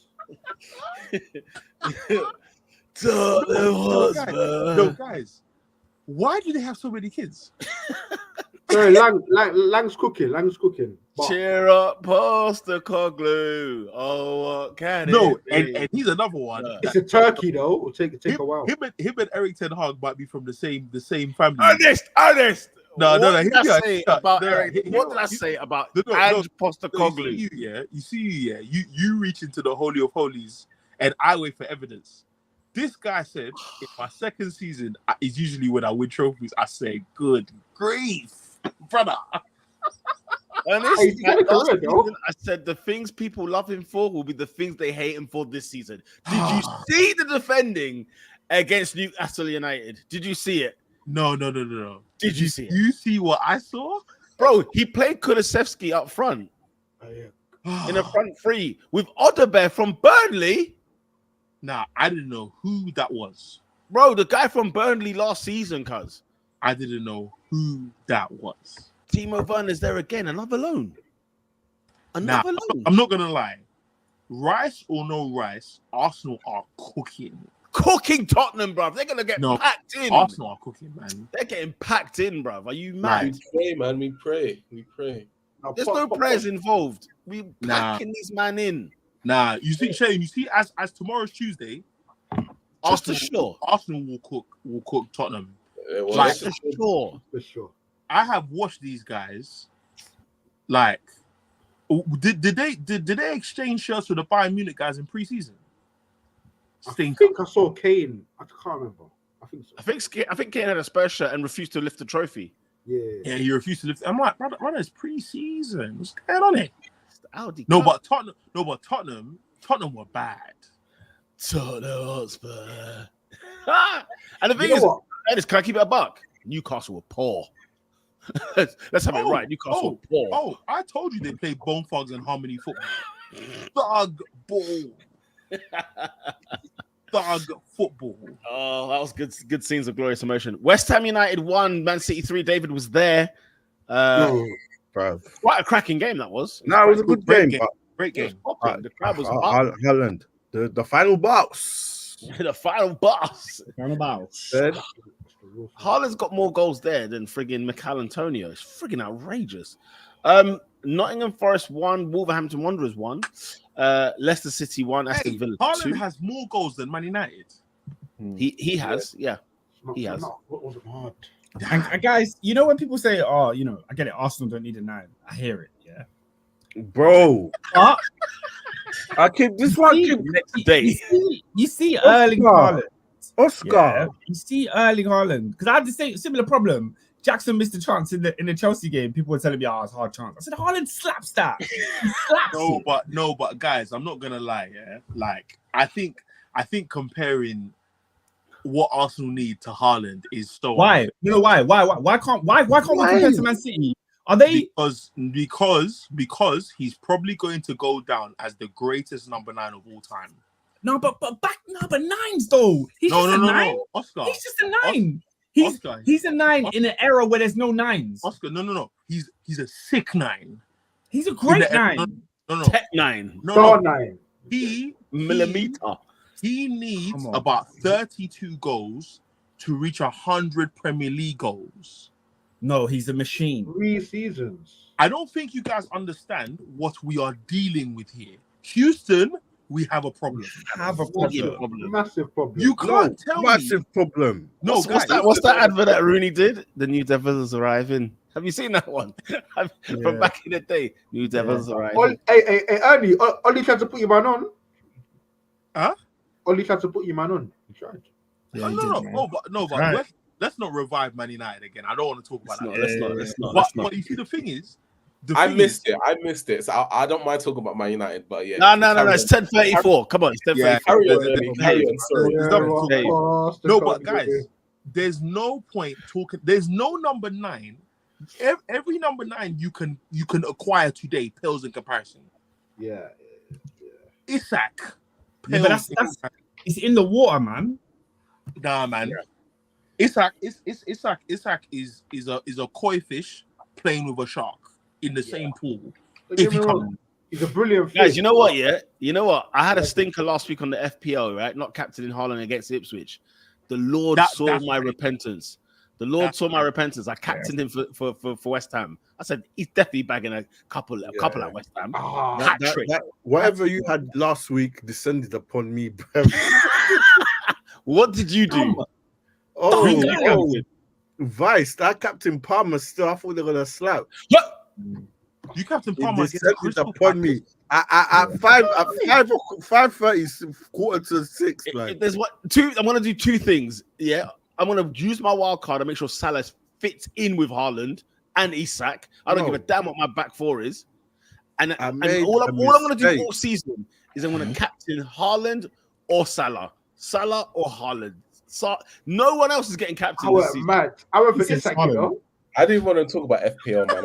I've had a shock. Because I saw Newcastle have been caning Spurs for the last couple of years. I thought. Yeah. To be fair, highest game in Premier League history. So you would have expected. No, but guys, you lot are tapped. Haaland in August. I know. Haaland. I learned my lesson. Oscar, do you know where it was? Oscar. I said he bagged a hat trick last week. He's not going to do it. 4-6. What? I knew I'd messed up. 4-6. I knew I had made a mistake. 4-6. I knew I had made a mistake. I was like, the game started at 5:30. 4-6. He's already clocked it. Nah, come on, man. How many goals has Haaland got this season? 7. Was it like 7? You've played 3 games. We've played 3 games. There is. It's a disrespect to compare him to any 9. Anyone. He has you know, there's been good strikers that've got that in a year. You know, some strikers have ended on 7 in a season. Mate, he hasn't. He gets a Pierre comes to me and says, Havertz was your top goal scorer. That's what he finished on that year. 7. That's crazy. I feel it was more than that, Oscar, but anyway. No, it was 7. I was there. I saw 6 of them live. I think it was 12. But what's it called? 12 leagues? I think so. I know. I think so. But yeah, Haaland averages a hat trick every 9 games. Let's leave that. Let's leave that one there. Guys. One last thing before we go. Yeah, when Chelsea put in bids for Erling Haaland, we're weighing up between Haaland and Lukaku, and I told some of my Chelsea friends that we should sign Erling Haaland. They said to me, "What if it's Bundesliga tax?" Bring the tax. Should I slap every one of them now? No, do you know his record in the Bundesliga? Yeah. By the way, 86 goals in 89. No, guys, when I saw this guy at RB Salzburg, I knew there was never a doubt in my mind about Erling Haaland. There was never a doubt. He went to Anfield. He went to Anfield, Salzburg, and it was a 3-3 draw. I'll never forget it. Don't forget, what's his name was there? Minamino. Minamino. I was gonna say, yeah, you bought him from there as well. Like he slapped. Can you imagine? Was like there as well. I don't remember. He might have been. I don't remember. He might have been there as well. They were telling me who's going to create for Haaland. He creates for himself. Anyway, Arsenal need a 9. There is no 9 in the world. That's Haaland. But do you know what it is? Yeah, they need a killer, man. They need a kind-edge killer. Isak is not the killer you think he is. I didn't say really. He's not. No. My point is, Isak might do an American sniper thing every so often. He's a mercenary. He could get 20 goals, but Haaland will have 35. That's the difference. Isak is a hero for hire. Haaland likes to kill people. Yeah. He enjoys it. That's what I'm saying. You don't even have to pay him. That's what I'm saying. He just does it for the fun of it. Crack off for the love of the game. Right. Let's move it along. Where am I? Ipswich 1, Fulham 1. Brentford 1, Brentford 3, Southampton 1. Aaron Ramsdale. It was not good scenes to see that. It's absolute stinker. And one of the things that I want to see this year is Aaron Ramsdale get relegated. The relegator. Why? I can't believe what his career's become, man. I can. He's back there. He's back there. Relegation pod. Yeah. Pete, he was always get relegated though. Why do you want him to get relegated, Ernie? Someone has to get relegated. United fan. No. It's not even that. Arsenal fans did too much when he was there, man. Aaron Ramsdale. Arsenal fans always do the most with players that if they played for other clubs, they wouldn't be talking like this. Yeah, we back our players. There's backing and there's doing the most, man. Ramsdale, I will never forget warming up my oxtail and my plain rice, watching Southampton at the Emirates 2 seasons ago. I had not sat down. The guy gave the ball to Southampton. Was it the South American youth? Alcaraz tapping 1-0. This was in the title running, you know. Adrian, they told me Madman. that what's it called? Oh my gosh, maybe Arteta's found a gem in the championship. I said, you spent 30 million on a goalkeeper from the championship. What season was that? The Southampton game? 2 seasons ago. 2 seasons ago. 22-23? Yeah. No, but Assad's telling us that 22-23 he was good. That's what he's saying. Hey, listen. Man. When Bowen packed him near post. Listen, all I know is Arteta said, okay, we need a goalkeeper. That's all I'm saying. Listen, you can keep. Yeah, this is what I love. The moral victories. This is what I love. If you think he was good, you can have that. All I know is there's a different goalkeeper at Arsenal currently. Yeah. Because he had and who do you think that's because of? And who do you think that's because of? Let's talk about what the guy in the game right now. All I know is David Raya got put into this position. I remember one stinker in the North London derby. Here's the thing: he didn't. He was good. They bought Raya after that season. He didn't miss a game except for when he played against Brentford. Cup tied, yeah. We're not. Right. Trust us to sign. I'm sorry. My ball knowledge is. I'm sorry. Wait. What's he saying? Ramsdale's a good keeper. He said Ramsdale was good 22-23, the year when he cost them. Put him in as. He may well have been, but at crunch time, he let his team down. It's not before they signed Raya, they brought Ramsdale started the new season. The guy, do you see the goal that Fulham scored against him? Pete, you remember the goal? That was his last ever appearance. That was the last one. Adrian, he went from PL goalkeeper of the season to Southampton. I'm just saying, I'm not giving you my opinion. These are the facts. Yeah. This is what's happened to him. He went had a conversation with Ian Wright and said concentration is not his strong point. I don't make the rules. But the right, you couldn't believe it. It was like he saw a ghost. If this is what a good goalkeeper said, if that's what Righty thought, what do you think? What do you think Mikel thought? What do you think right was Mikel wearing the was glasses with no lens. and then Raya's there, on loan from Brentford, can't play the 2 Brentford games. What happened when Arsenal went to Brentford? I'm not gonna listen. If you people want to believe Ramsdale's a good goalkeeper, you are more than welcome. Nah, see, look, Bracket says Ramsdale's downfall. He was always down. Arsenal should have never signed this guy as a You know what though? The highlight reel was good though. Like he made saves. He made saves. Come on, man. He made saves and stuck his tongue out. The 21-22 season was an outstanding season for him. To be fair, he was brilliant that season. Ladies and gentlemen, if you're not contributing to this, enough off, man. Yeah. Next. Yeah, I'm simple. I'm next. I'm simple. If you're not, I was never there. I was never there. If all I'm right, not no, let's Next move on. game. But too much on Ramsdale here. Mm-hmm. And finally, Goodison Park, where Everton. Peter, stop talking. Every time Everton comes up, Peter, stop talking. Stop. Yeah. Pete, don't speak to us. Stop talking, bruv. Don't say. Listen, no.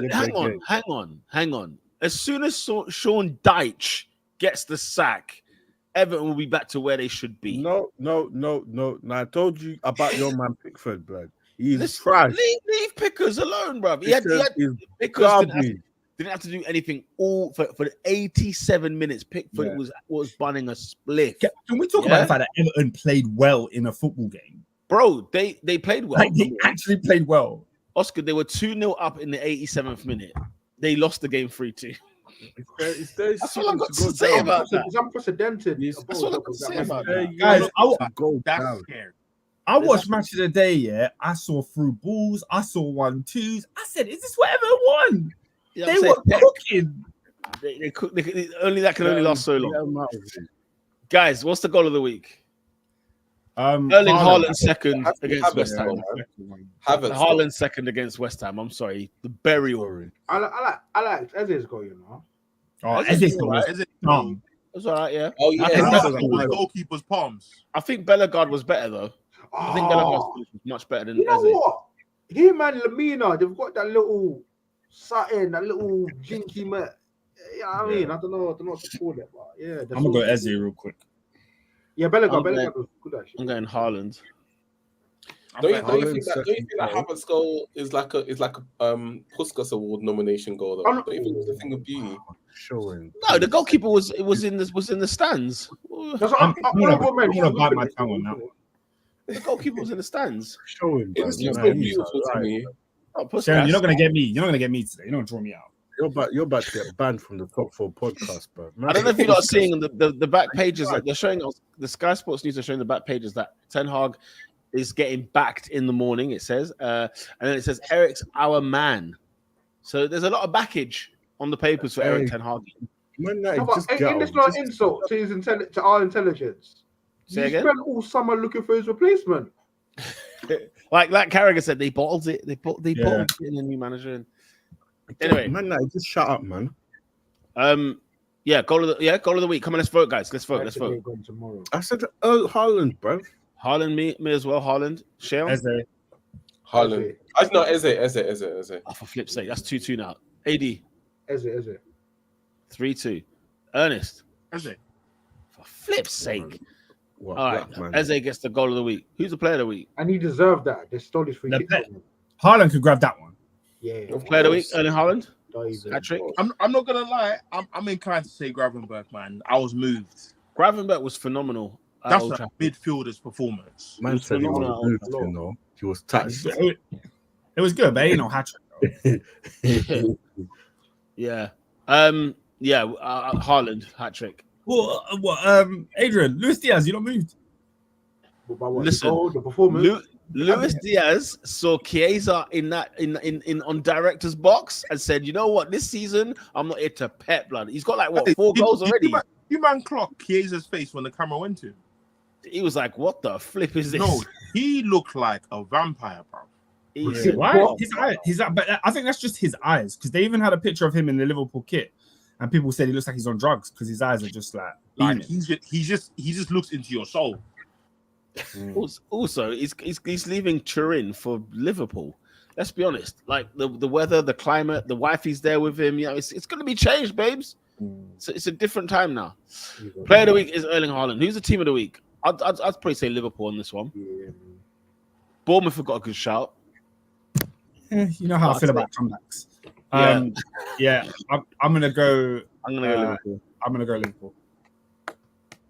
I'd have gone Bournemouth. Nah, it's Liverpool, man. It's a fair shout. Liverpool battered Man United, bro, at Old Trafford. Yeah, I don't like giving people props. No disrespect, but is the result a surprise? Is beating Everton a surprise? No. Is beating Everton a surprise? Hey, don't allow Sean's trying to talk that Man United talk, bro. Let's keep it moving, bro. No, David, I said to you early in the podcast, I'm not moved. Man United are crap. United are dead food. There's no news there. Big win for Slot. So yeah, let them have it. Huge win for Slot. Okay, give it to Liverpool. Yeah, give it to Liverpool. All right, Liverpool is the team of the week. Who's not that guy this week, guys? Let's wrap this up. Who's not that guy, I guys? think you already said it, you know. Guys, no. On the day when they were honoring Super Kev, mate. They were honoring Super Kev, and you put in that the family's there. Oh, yeah, to be fair, that's a great shout. That's a freaking honestly, great. that's not giving a damn. There's Osimhen's agent. I'm with him. I heard all that, but my one, bro, you got the family there.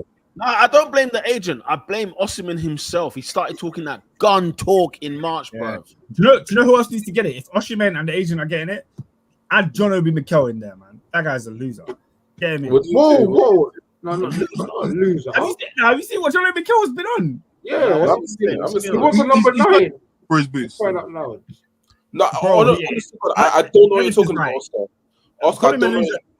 Calling him a loser was strong, but he's getting big for his boots. Basically, he's on a podcast, and he came out on his podcast basically saying Jackson ain't good enough to be Chelsea's number 9. Chelsea need to go out and get Victor Osimhen. He's been doing Osimhen prop online for time. He's been saying, get the Nigerian to Stamford Bridge. Blah, blah, blah. So after all this talk you've been doing, you couldn't even convince him to sign the thing. After all that. Come on. Nah, but you see Osimhen, yeah? I don't get it, man. Like, at Lille, I thought he was a better player.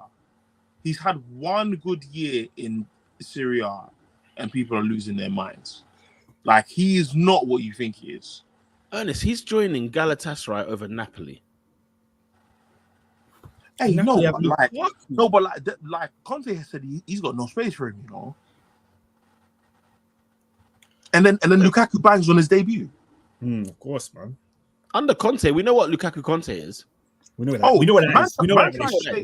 Man tried to debate with me in the shop saying, Osimhen's better than Lukaku. I said, are you high? Are you sure? This is the Belgium's all-time top goal scorer. Guys, he got 20 goals for West Brom at the age of was it 17 at the age of 20? Yeah. 25 for Everton took them to heights they'd never been to before. Mate. I didn't rate Man United. Two things. Hearing Ernest read out Lukaku's rap sheet is cold. No. He's gonna lose 13 kilograms by the For me, I'll cuss a man on my metrics at my club, but let's have it right. Lukaku's a gun, man. Exactly, and in Serie A, albeit 26 goals in Serie A, won the league, and also 5% less body fat under Conte. This guy's gonna He's gonna be on This guy's gonna be at the boot camp. That's because he's not eating fondue, you know. No, bro. Conte doesn't allow condiments in his training facility. I said no. Was it not? Not one condiment. I remember when the Ramos was like that. Addison was fuming. Bro, nothing but protein, veg, and country the mile only running. seasoning is Saxa. If that. That's crazy. If that. He removed the salt and pepper from the Tottenham training ground. He said some of these players they don't know what hostility is. He says they don't know what it's like to be against what do you call it? He said it like against the grain. Well, against yourself. He was like against the grain. He said if we have problems with salt and pepper, I can't expect them to win the league. That's simply how he put it. I'm not gonna lie. That is a flipping bar. This is people think Conte is a lunatic. Yes, in some cases. I know he is. But the guy doesn't. He's not chatting wet, bro. How can everyone go to Tottenham and leave with the same feelings? Mourinho himself said the only club I've never felt really connected to the fans is at Tottenham. That's a disrespect, man. Yeah, facts. Disrespect, bro. He's been to Fenerbahce for a price of cheese, and he said, "Your shirt is my skin." This guy's bringing mentally. Nah, man. No. He's already under investigation in Turkey, bruv. He's threatening to remove Fenerbahce from the Turkish league because he said it's so bent. He's saying the league is so bent. I heard those legs of that. Like a couple of the teams were going to go to like Holland or something. The league is bent. I can't remember what it was. Bro, they played a game. They played a friendly against Galatasaray. The Super Cup, I think it was. Galatasaray scored the first goal, and then the players walked off the pitch. The Fenerbahce players just left the league, left the pitch. I said, "No, these men are nutters, nutters." Fast. Turkey's got a Galatasaray flag, and he stuck it in the middle of the pitch, like he was flipping. Was it Buzz Aldrin on Mars? And now Victor Osimhen is going to join the craziness that is over there.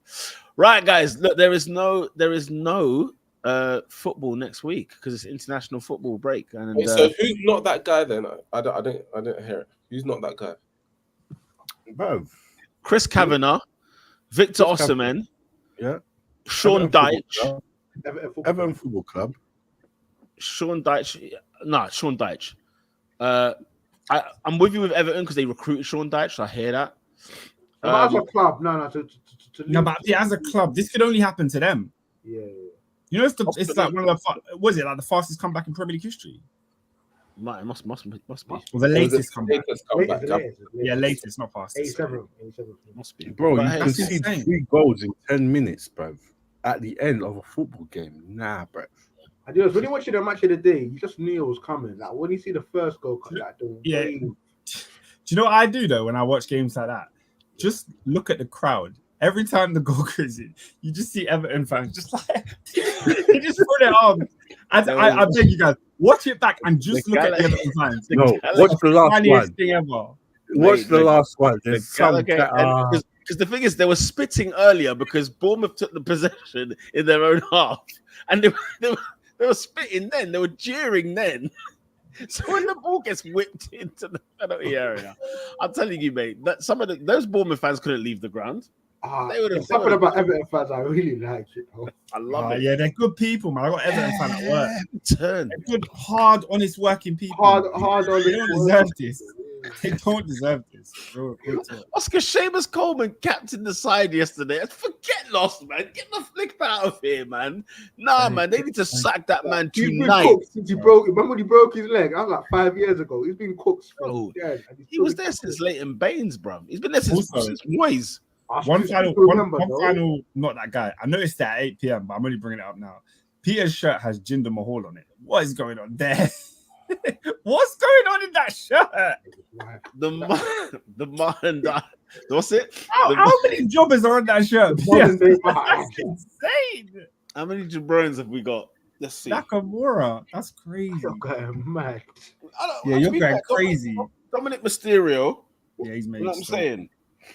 A little. Who's this? You? Oh, Shinsuke Nakamura. I got Bianca Belair. I got Becky Lynch. Hey, Pete, I got one more for you, mate. Go on, man. You're McLaren, mate. We don't talk about other sports on this podcast. Yeah, look David, at him. Oh, David, think about the Jamaica manager. David, I was seething. Pete, don't worry. Save that for tomorrow. Answer next question and then we can head off. No, there's no pod next week. Have a break. Yeah, international break. We'll be back after Arsenal slap up Tottenham in the toilet bowl. Get me. I just want to add, it's been good to be back. Thanks for having me. Good to have you back, Shell. Good to have you back, bro.